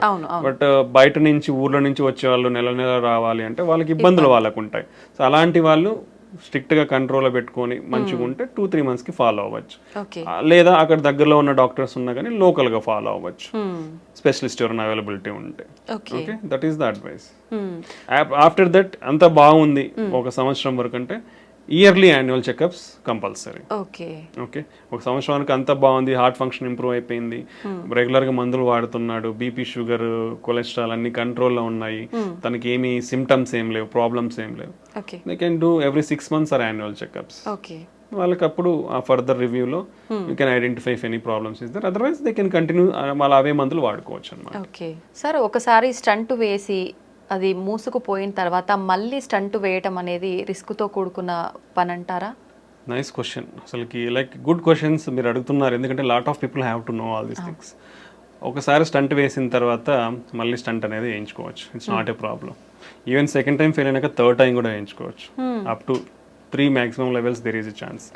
Now we are having latest technology called drug coated balloons. And it's like previous technology but refined. Now came with very refinement and good clinical trials తో వచ్చి it's showing promising results called drug coated balloon. అంటే stunt అవసరం లేకుండా మనము మందు పూసిన బెలూన్ని తీసుకొని పోయి ఎక్కడైతే బ్లాక్ ఉందో, అంటే దాన్ని ఫస్ట్ ఏదైతే బ్లాక్ ఉందో దాన్ని ఓపెన్ చేస్తాం, నీట్గా వెజల్ సైజ్ ఎంత సైజ్ ఉందో ఆ సైజ్కి మనం దాన్ని ఓపెన్ చేస్తాం. ఓపెన్ చేసిన తర్వాత స్టంట్ పెట్టకుండా మనం ఆ డ్రగ్ కోటెడ్ బెలూన్ని తీసుకొని పోయిస్తే ఆ డ్రగ్ కోటెడ్ బెలూన్ని ఎక్కడైతే నేరో అయిందో అక్కడ పెట్టినప్పుడు ఆ బెలూన్ మీద ఉండే డ్రగ్ మొత్తం వెజల్లోకి అంతా అబ్జర్వ్ అయ్యి అక్కడ మళ్ళీ బ్లాక్ రాకుండా ప్రివెంట్ చేస్తుంది అనమాట. సో ఇది అడ్వాన్స్మెంట్. సో ఈ డ్రగ్ కోటెడ్ బెలూన్ అడ్వాన్స్మెంట్స్తో ఆల్మోస్ట్ లైక్ ఇప్పుడు స్టంట్ బ్లాక్ అయిందనుకోండి, వీళ్ళు ఓపెన్ అంటే మనం ఎందుకు బ్లాక్ అయింది అనేది అనలైజ్ చేస్తాం first. That is the advantage of imaging. దాన్ని ఓసిటీ ఇమేజింగ్ అంటాం. ఆ ఓసిటీ ఇమేజింగ్తో ఎందుకు అంటే నియోఆథ్రో అంటే మళ్ళీ కొలెస్ట్రాల్ పేరుకుపోయిందా, లేదంటే స్టంట్ ఎక్స్పాండ్ కాలేదా ప్రాపర్గా, లేదంటే స్టంట్ ఫ్రాక్చర్ ఏమన్నా ఉందా, స్టంట్ వాల్కి సరిగా అతుక్కోలేదా, ఈ ఫ్యాక్టర్స్ అన్ని మనం అనలైజ్ చేస్తాం ఇమేజింగ్ ద్వారా. సో మనకి దేని వల్ల అని తెలిసినప్పుడు we can take a proper decision. So అలాంటి సమయంలో ఇప్పుడు సరిగా ఎక్స్పాండ్ కాలేదో లేదంటే సరిగా అతుక్కోలేదు అనుకోండి, ఓపెన్ చేసి ప్రాపర్గా డైలైట్ చేసి డ్రగ్ కోటెడ్ బెలూన్ పెడితే ఫ్యూచర్లో మళ్ళీ బ్లాక్ ఉండదు. లేదు ప్రాపర్గా ఎక్స్పాన్షన్ అయింది, వెజల్ వాల్కి అతుక్కుంది, స్టంట్ లోపల మళ్ళీ కొవ్వు పేరుకుపోయి మళ్ళీ బ్లాక్ వచ్చింది అనుకోండి, then we will do depends on the characteristics of the plaque. ప్రాపర్గా ఎక్స్పాన్షన్ అయింది, no major issues, plaque and cholesterol burden అంత లేదు అనుకుంటే డ్రగ్ కోటెడ్ బెలూన్ వాడచ్చు.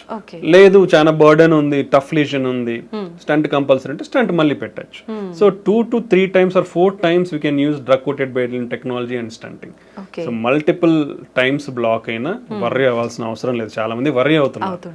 ఇండియా, అది ఐ ఆల్వేస్ టెల్ యూ, అంటే మన దేశంలో ఎకనామిక్స్ అనేది చాలా ఇంపార్టెంట్ అండి, బికాస్ ఇన్సూరెన్స్ అనేది చాలా తక్కువ కాబట్టి. That's why insurances are compulsory to face all these problems. ఎందుకంటే మనకున్న లైఫ్ స్టైల్కి we don't know what problems will get. Everybody, అంటే not only general public, everybody, even educated uneducated అందరికి కూడా ఇన్సూరెన్స్ అనేది కంపల్సరీ. బికాస్ ఈ prices whatever you see, prices are increasing every year. మనకు health care అనే కాదు, అన్ని prices పెరుగుతున్నప్పుడు హెల్త్ కేర్లో కూడా పెరుగుతాయి. So if you want to deal with rising prices, insurance is a compulsory thing. So మనకి ఎకనామిక్స్ అన్ని ఉంటాయి కాబట్టి it's very difficult some decisions. So but ఒకసారి స్టంట్ బ్లాక్ అయిన తర్వాత డెఫినెట్లీ ఇంకోసారి స్టంట్ వేయించుకోవచ్చు, లేదా డ్రగ్ కోటెడ్ బెలూన్ వాడుకోవచ్చు. స్టంట్ బ్లాక్ అయిన తర్వాత డ్రగ్ కోటెడ్ బెలూన్ వాడిన తర్వాత కూడా మళ్ళీ బ్లాక్ వచ్చిందా, ఫైన్. సెకండ్ అంటే third time, first stent, second drug coated, third time you can go stenting. For suppose అంటే ఎన్నిసార్లు బ్లాక్, అంటే ఇంతకు ముందు కాలంలో ఉన్న టెక్నాలజీ వేరు కాబట్టి పాతకి వేసినట్టు మేబీ బ్లాక్ అయితే ఉండొచ్చు. బట్ ఇప్పుడు ఉన్న ప్రజెంట్ లేటెస్ట్ జనరేషన్ టెక్నాలజీతో బ్లాక్స్ మళ్ళీ అయ్యే ఛాన్సెస్ తక్కువ ఉంటాయి. ఓకే, సో అలా ఒకవేళ అయినా మళ్ళీ ఇంకోసారి డ్రగ్ కోటెడ్ బెలూన్ వాడుకోవచ్చు. So you are having multiple options to open that vessel అనమాట. So these are the advantages whatever we are having nowadays. Okay sir, జనరల్గా మనం ఎలాంటి చిన్న చిన్న ఆపరేషన్స్ చేసినా కూడా కాంప్లికేషన్స్ అయితే కంపల్సరీ. ఇంత పెద్ద సర్జరీ, హార్టే మనకు మెయిన్. ఇలాంటి సర్జరీ చేసినప్పుడు ఖచ్చితంగా కాంప్లికేషన్స్ వస్తాయి. Very good. ఎక్కువ ఎలాంటి కాంప్లికేషన్స్ వస్తాయి? అసలు మీరు అడిగే క్వశ్చన్ ఎక్సలెంట్ చెప్తున్నాను. నిజంగా ఇంతవరకు నేను చాలా ఇంటర్వ్యూస్ ఇచ్చాను, nobody has thought about it. ఎందుకంటే lot of practical scenarios if you see, మీరు అనేది అందరూ అలా ఆలోచిస్తే చాలా మంచిది. Because the doctor always try to give the best result. Our first goal is to make the patient live long. ఒక మనిషి ఏదైనా ప్రాబ్లంతో వస్తే డాక్టర్ ఈ మనిషికి ఏ వైద్యంతో ప్రొలాంగ్ చేయగలం life. Okay, nobody can give, we are not gods to give life up to 80 years. We can prolong your life by giving good treatment. Okay, so any procedure, అంటే మీరు చిన్న ఇక్కడ ఏదో కాలికి సర్జరీ చేసినా, లేదా చేతికి చేసినా, చిన్న పొట్టకి సర్జరీ చేసినా, ఓకే, చిన్న ముక్కు సర్జరీ చేసినా రిస్క్ ఉంది, కంటి సర్జరీ చేసినా రిస్క్ ఉంది. బట్ హార్ట్ అనేది ఎంత వైటల్ ఆర్గన్, అంటే నీ బాడీ మొత్తానికి పంప్ చేస్తుంది హార్ట్. సో నువ్వు ఆ హార్ట్ తో డీల్ చేసినప్పుడు lot of complications will happen. Okay, చాలా కాంప్లికేషన్స్ ఉంటాయి. If you take the studies, మనకున్న డేటాని తీసుకుంటే ఇండియన్స్ ఒక 10 years హార్ట్ అటాక్ వస్తుంది ముందర. ఓకే, 30 నుంచి 35 సంవత్సరాల తర్వాత మన ఇప్పుడున్న జనరేషన్లో రిస్క్ ఫ్యాక్టర్స్ ఉన్నది. If you compare previously some years back, ఇప్పుడు మన రిస్క్ ఫ్యాక్టర్స్ అనేది అసలు కంటిన్యూస్ రైజింగ్ ట్రెండ్లో ఉన్నాయి, అంటే అంత ఫాస్ట్గా పెరుగుతున్నాయి. యూనో అవర్ ఏజింగ్ పాపులేషన్, ఇంతకుముందు యూఎస్లో 75 years ఏజ్ డబుల్ కానికి 65 పట్టింది. అంటే ఆ పాపులేషన్, ఏజ్డ్ పాపులేషన్ డబుల్ కానికి 65 years పట్టింది. ఇండియాలో ఎవ్రీ 25 yearsకి డబుల్ అవుతుంది. ఎవ్రీ 25 yearsకి 50 years more than aged population is doubling in India. Lot of, and ఎవరైతే హార్ట్ అటాక్ తో ప్రజెంట్ అవుతున్నారో compare to western countries or European countries, ఇక్కడ డబుల్ కాంప్లికేషన్స్ ఉంటున్నాయి. అంటే మన జెనెటిక్ ప్రొఫైల్, మన రిస్క్ ప్రొఫైల్ అనేది చాలా ఎక్కువ ఉంది ఇక్కడ. సో కాంప్లికేషన్స్ అనే రేట్స్ కూడా ఎక్కువ ఉన్నాయి. So compared to others, we are having higher complication rates. These are because of our lifestyle and our genetic factors and demographic factors. So heart is a very vital organ. So endukante everything will happen in seconds andi ikkada. So we take that much precaution to do any procedure either in stunting కానీ అంటే lot of procedure ఎన్ని if you count I will take some 30 40 50 procedures and I will name it. అంటే not only stunting ఒకటే కాదు, కార్డియాలజీలో ఉండేది heart holes ఉంటాయి, heart holes ని close చేస్తాం, దాంట్లో డిఫరెంట్ రకాల హార్ట్ హోల్స్ ఉంటాయి, లేదా ఈ వాల్స్ అనేది నేరో అయిపోతాయి, నేరో అయినప్పుడు బెలూన్ తీసుకుని పోయి ఓపెన్ చేస్తాం, ఓకే ఇవి ఉంటాయి, పేస్ మేకర్స్ ఉంటాయి, ఐసిడిస్ ఉంటాయి, ఓకే ఇలాంటి చాలా ప్రొసీజర్స్ ఉన్నాయి కార్డియాలజీలో.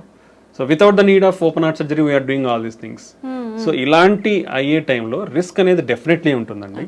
బట్ లాట్ ఆఫ్ ప్రికాషన్స్ తీసుకొని, అంటే ఇప్పుడు బీపీ పడిపోతుందంటే బీపీ కోసం ఒక బెలూన్, ఐఏబీపీ బెలూన్ అనేది ఇండియాలో రీజనబుల్ కాస్ట్ దొరుకుతుంది. ఇంపెల్లా అని ఉంటుంది కానీ it's very costly. It's like lot of people it is unreachable now till now even ఇప్పుడు కూడా. సో ఐఏబీపీ బెలూన్స్ రెడీగా పెట్టుకుంటాం. హార్ట్ రేట్ పడిపోయే ఛాన్స్ ఉండొచ్చు, హార్ట్ రేట్ పడిపోనికి పేస్ మేకర్ అనేది రెడీగా ఉంటుంది. ఒకవేళ డెఫినెట్లీ అవుతుందని తెలిసినప్పుడు ముందే పేస్ మేకర్ పెడతాం, లేదా బీపీ పడిపోతుందంటే ముందే బీపీ బెలూన్ సపోర్ట్ కోసం పెట్టుకుంటాం, బీపీ కోసం ఇంజెక్షన్స్ రెడీగా పెట్టేసుకుంటాం. Okay kidney failure, kidney creatinine levels అబ్నార్మల్గా ఉన్నాయంటే దానికి స్పెసిఫిక్ కాంట్రాస్ట్ ఉంటాయి, విజీ ప్యాక్ అంటాం. సో అవి స్పెసిఫిక్ అంటే కిడ్నీ డ్యామేజ్ కాకుండా ప్రికాషనరీ మెజర్స్ తీసుకొని స్టార్ట్ చేస్తాము. ఓకే దెన్ హార్ట్ రేట్ సడన్గా పెరిగే ఛాన్స్ ఉండొచ్చు, సడన్గా పెరిగే ఛాన్స్ ఉంటే సడన్గా అది షాక్ ఇస్తే కంట్రోల్ చేయడానికి డిఫిబ్రిలేటర్ రెడీ ఉంటుంది. ఓకే దెన్ పేషెంట్కి సడన్గా ఆయాసం రావచ్చు, ఆయాసం వస్తే ట్యూబ్ వేసుకోనికి వెంటిలేటర్, మిషన్, అనస్థీషియా రెడీగా ఉంటారు. ఓకే దెన్ బీపీ సడన్ గా పెరిగే ఛాన్స్ ఉంటుంది, బీపీ తగ్గించడానికి సడన్ గా మెడికేషన్స్ రెడీగా ఉంటాయి.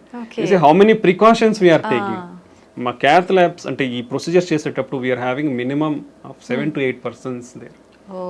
For doing a procedure we are a team of 7 to 8 members, not a single person we are doing, because to bring the patient back to normal we keep all efforts whatever it is there. So ఇట్లాంటి risks అనేది ఉంటాయండి. ఈ risks అన్ని కూడా less than 1% 2% లో చేస్తున్నాం మేము. Okay hardly less than 1%. Okay so 100లో ఒకరికి, ఇట్స్ వెరీ రేర్. అంత మినిమైజింగ్ కాంప్లికేషన్స్ తో we are doing with good success rates. So ఇవన్నీ ఉంటాయండి, అందరూ తెలుసుకోవాలి ఇది. ఎందుకంటే హార్ట్ అనేది చాలా వైటల్ ఆర్గాన్. ఎందుకంటే ఇప్పుడు కొట్టుకుంటుందండి, సడన్ గా అయిపోతే అయిపోయినట్టు. Okay it can happen any time. Surgery అప్పుడే కాదు, ఇంట్లో ఉన్నప్పుడే. ఇప్పుడు హార్ట్ అటాక్స్ లో 50% హాస్పిటల్ రాకముందే చనిపోతున్నారు. ఆల్రెడీ నీ హార్ట్ డ్యామేజ్ అయిపోయి మనం లేట్ గా ప్రజెంట్ అయిపోయి హాస్పిటల్ కి ఇలా ప్రజెంట్ అయినప్పుడు రిస్క్ ఎక్కువ ఉంటుంది. If it's see the data, మనం మళ్ళీ if you come to the whatever data is available till now, heart attack లో బీపీ పడిపోయింది అనుకోండి, high risk of death. 40 to 50% of the cases will go to die. ఎక్కువ chances ఉంటాయి. 40 to 50% recover అవుతారు with simple medications or just going stenting. But rest of the 40-50% in heart attack with cardiogenic shock అంటాం, అంటే BP పడిపోయినప్పుడు. In rest of the 40 to 50%, around 75 to 80% are going to die whatever the treatment you give. That is the risk profile in heart attack. So ఎప్పుడైనా heart ఇంటర్వెన్షన్స్ని ఆ విధంగా చూడండి, అన్నీ తెలుసుకోండి. అంటే always we explain the patient before taking any surgery. I think this is a platform I am getting. I just want to tell the people, అంటే అందరికి అర్థం అవ్వాలి అంటే ఎంత రిస్క్ ఉంటుంది హార్ట్ సర్జరీలలో కానీ హార్ట్ స్టంటింగ్లలో కానీ. స్టంటింగ్ అనేది రియర్లీ అంటే వెరీ లెస్ కాంప్లికేటెడ్ ప్రొసీజర్స్ లాగానే we are doing very good results, we are giving good results. But still some risk will be there. మనము చిన్న కాలో ఏలో ఏ చిన్న ముక్కు సర్జరీ చేయించుకున్నా రిస్క్ చెప్తా ఉన్నారు, హార్ట్కి ఉన్నప్పుడు డెఫినెట్లీ రిస్క్ అనేది ఉంటుంది. బట్ ఈవెన్ దెన్ అవన్నీ ప్రికాషనరీ మెజర్స్ తీసుకొని we always do very safely and we always bring the patient a good life. ఇది కంపల్సరీ అందరూ మీలాగా ఆలోచిస్తే definitely doctors will be always be happy. Sir 7 to 8% ఖచ్చితంగా అక్కడ ఉండి పేషెంట్ని క్యూర్ చేయడానికే వాళ్ళ ప్రయత్నం అంతా చేస్తుంటారు. అసలు నార్మల్గా హార్ట్ సర్జరీ చేసేటప్పుడు స్టంట్స్ ఇలాంటి హార్ట్కి సంబంధించినవి ఏదైనా చేసేటప్పుడు జనరల్గా ఎంత సమయం పడుతుంది సార్? అంటే డిపెండ్స్ ఆన్ ద లిజన్ అండి. నేను ఆల్రెడీ మీకు ఇప్పుడు చెప్పాను. So lesions are different. Fibrous plaque అంటాం, ఫ్యాటీ ప్లాక్ అంటాం, క్యాల్సిఫిక్ ప్లాక్ అంటాం. ఇప్పుడు like and number of the blocks, single block ఉందా? ఇప్పుడు లెఫ్ట్ సైడ్ లో 2 మేజర్ వెజల్స్ ఉంటాయి, లెఫ్ట్ సైడ్ లోనే 2-3 బ్లాక్స్ ఉన్నాయా? రైట్ సైడ్ కూడా ఉందా? ఓకే ఇప్పుడు 3 బ్లాక్స్ ఉన్నాయి. ఇప్పుడు సింపుల్ లీజన్స్ అనుకోండి, it may take around 1 hour or 1 hour, 1.5 hour. If like calcium lesions, we need to use additional treatments like the calcium కి we will call as rotational atherectomy అంటాం. Drill చేసుకుంటూ పోతుంది. ఇంకోటి orbital atherectomy, అది కూడా ఇంకో mechanism తో drill చేస్తుంది.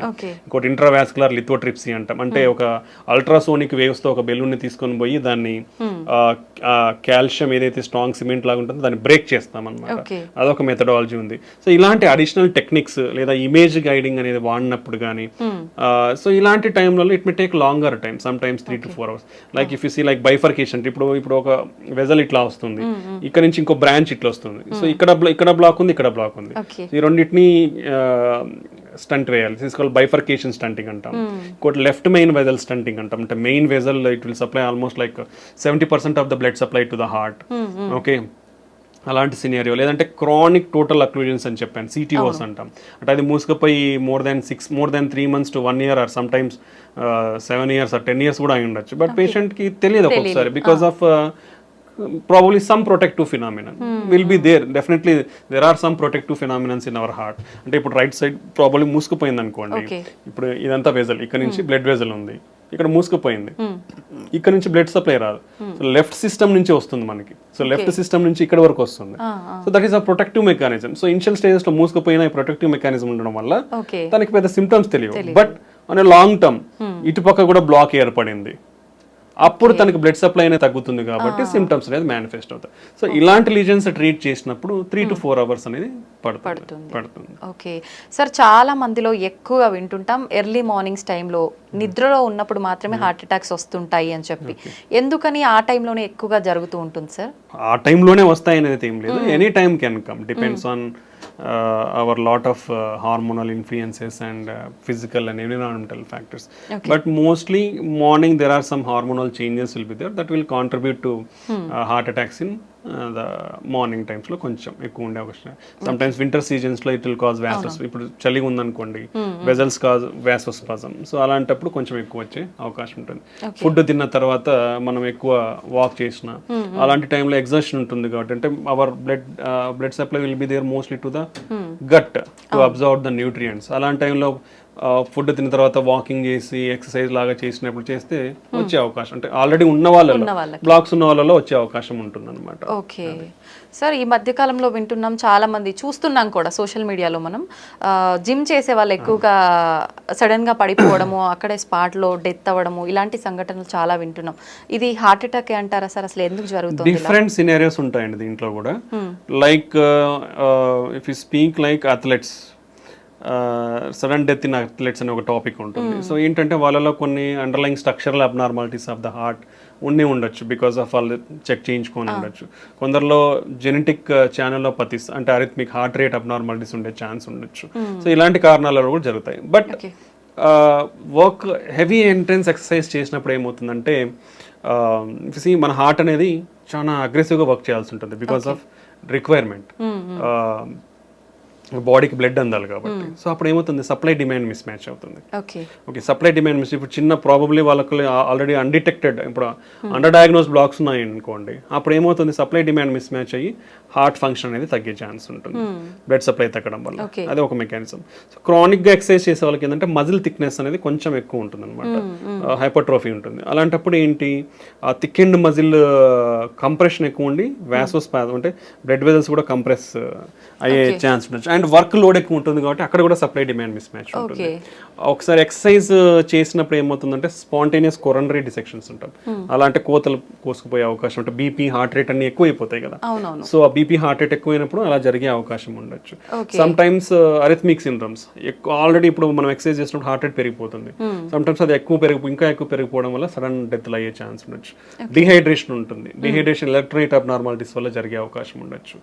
సో వీళ్ళలో అన్డిటెక్టెడ్ ఏమన్నా కొరనరీ అనామలీస్ కానీ ఇట్లా ఏదన్నా ఉంటే అది కంప్రెషన్ అవ్వడం వలన ఈ విధంగా కూడా బ్లడ్ సప్లై తగ్గడం వల్ల సడన్ గా చనిపోయే అవకాశం ఉండొచ్చు అనమాట.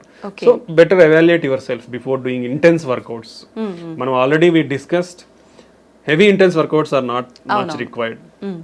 Minimum of 150 minutes per week, 75 minutes of high intense workouts per week is enough. So you can take gaps between doing intense workouts. You can limit yourself up to what level you can do. So ఆ precautionary అన్ని తీసుకొని then under strict guidance they should be some person. మీరు ఇలా చేసేటప్పుడు ఒక strict person who knows how to మనం resuscitation అంటాం. Suppose in case ఏదైనా జరిగితే at least they know how to do a CPR and until the medical facility arrives at you. So ఇవన్నీ setup ఉండి ప్రికాషనరీగా ఉన్న తర్వాతనే హై ఇంటెన్స్ వర్కౌట్స్ అనేది వెళ్ళడం మంచిది అనమాట. ఓకే సార్, కరోనాకి ఎఫెక్ట్ అయిన వాళ్ళలో ఎక్కువగా గుండె జబ్బులు వస్తున్నాయని చెప్పి వింటున్నాం, ఇదంతా నిజమే అంటారా? దేర్ ఆర్ సమ్ మెకానిజమ్స్ అండి, అంటే దాని వల్లనే వస్తున్నాయి అని అయితే ఏమీ మనం చెప్పలేం, but there is a possibility is there. So COVID అనేది ఒక inflammatory disease, okay, basically, and microvascular disease అనేది కూడా అంటాం, microvascular inflammatory disease. So post COVID అంటే కోవిడ్ తర్వాత కూడా ఈ ఇన్ఫ్లమేషన్ కానీ ఇమ్యూనిటీ డిస్రెగ్యులేషన్ అనేది కొంచెం ఉంటుంది. వాట్ ఎవర్ ద మనకి స్టడీస్లో మెకానిజమ్స్, ప్రపోజ్డ్ మెకానిజమ్స్, అలానే సమ్ అనటామిక్ డిస్టర్బెన్స్ అంటే మన సింపెథటిక్ యాక్టివిటీ, పారాసింపెథటిక్ యాక్టివిటీ, రెండు సిస్టమ్స్ ఉంటాయి మనకి. అటనామిక్స్ అంటే మన బ్లడ్ ప్రెషర్ని, హార్ట్ రేట్ని కంట్రోల్, బ్లడ్ వాల్యూమ్ని కంట్రోల్ చేసే సిస్టమ్స్ ఉన్నాయి. సో ఆ ఇంబ్యాలెన్స్ కూడా ఉందన్నమాట. సో అండ్ ఈ ఇన్ఫ్లమేషన్ వల్ల ఏమవుతుందంటే మన వెజల్ డ్యామేజ్ అవుతుంటుంది, కొంచెం more prone to thrombotic risk ఉంది.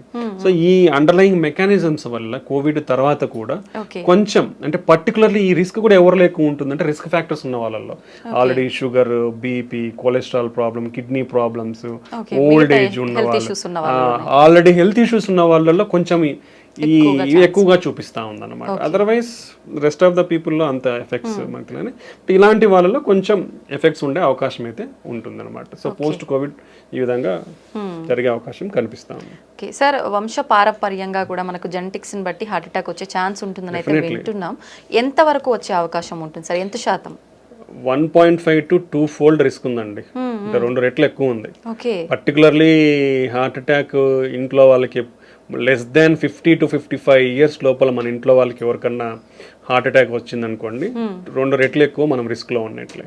Okay, so lot of people are recognizing that thing. ఫ్యామిలీలో చాలా మంది కూడా మేము చూస్తుంటాం ప్రాక్టీస్లో, they will come and regularly check themselves. So compulsory definitely genetic factories అనేది చాలా ఇంపార్టెంట్ అండి. సో 2 times రిస్క్ అనేది ఉంటుంది. సో కాబట్టి పర్టికులర్లీ ఇలాంటి సంఘటనలు ఇంట్లో ఎవరికైనా జరిగితే యంగ్స్టర్స్, ఫ్యామిలీలో ఉన్న యంగ్స్టర్స్ అందరూ కూడా చాలా కాషియస్గా ఉండాలి. రెగ్యులర్ చెకప్స్ అనేది కంపల్సరీ చేయించుకోవాలి. ఒక జెనెటిక్ కాంపోనెంట్ ఉంటుంది కాబట్టి హెల్తీ లైఫ్ స్టైల్ ఫాలో అవ్వాలి, రెగ్యులర్ ఎక్సర్సైజ్ చేయాలి.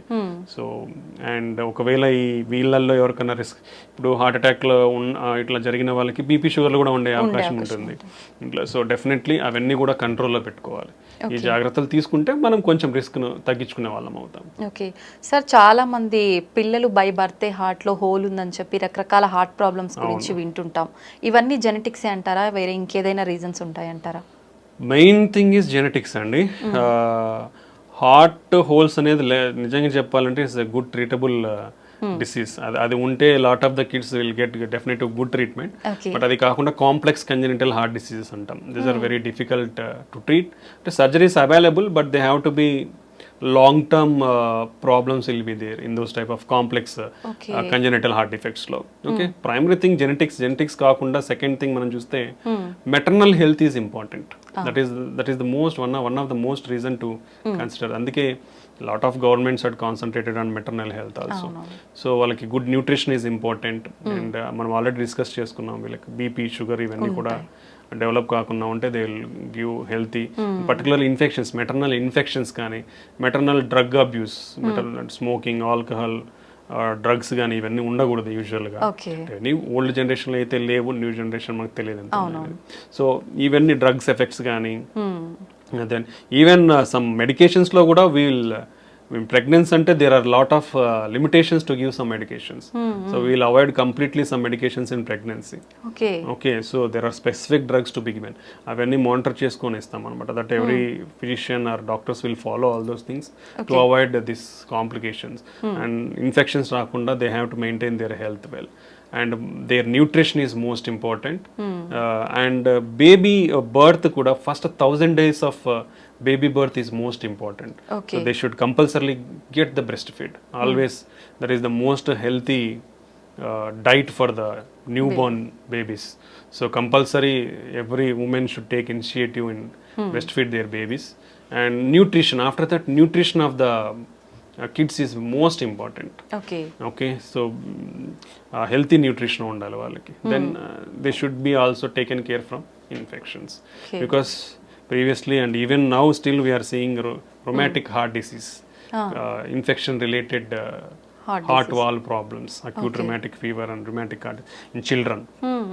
And then even that infections will cause heart pump failure also, will call as myocarditis. So there are a lot of problems is there in children. So both maternal health and infant infant health is most important. ఈ జాగ్రత్తలు తీసుకుంటే కొంచెం genetic factors anyway మనం avoid చేయలేము కాబట్టి దీనివల్ల కొంచెం risk తగ్గించుకునే అవకాశం ఉండొచ్చు. ఓకే, మీరు ఇందాక కూడా చెప్పారు ఖచ్చితంగా మనము డైట్ ఎక్సర్సైజ్ అనేది ఇంపార్టెంట్. డైలీ రొటీన్ ఏ విధంగా ఉంటే ఇలాంటి ఇష్యూస్ రాకుండా కొంతవరకు కాపాడుకోవచ్చు అంటారు sir?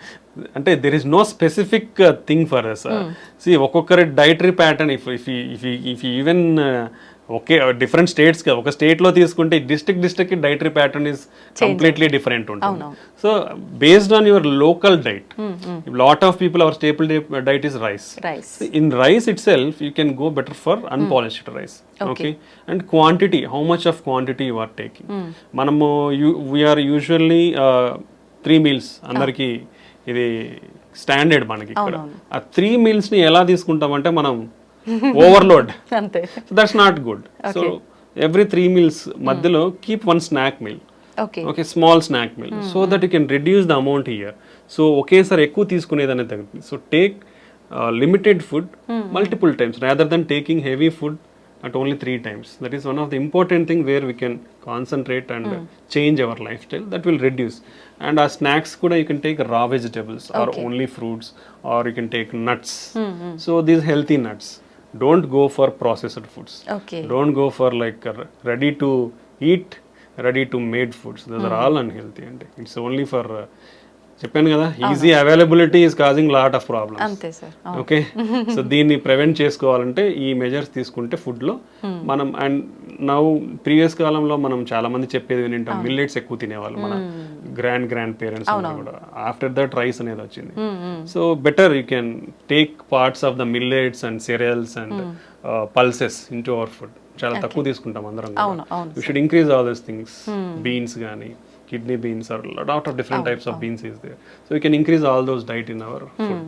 So ala cheyadam valla we can take a more healthy food and restrict your non vegetarian. ఇప్పుడు రోజు బిర్యానీలు తినే వాళ్ళు ఎంతమంది ఉన్నారు, వేలల్లో ఉంటారు. So that's not healthy.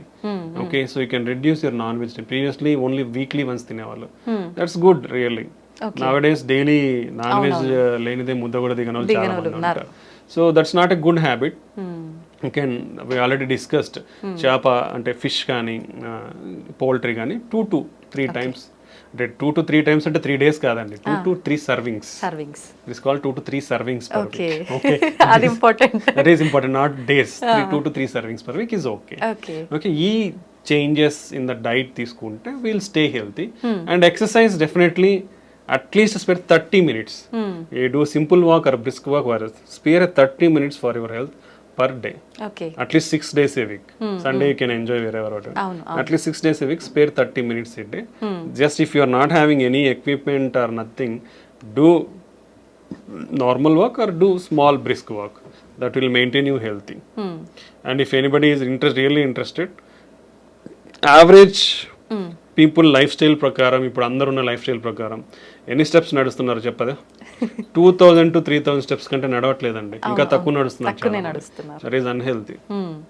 minimum to minimum maintain around 5,000 to 6,000 steps per day.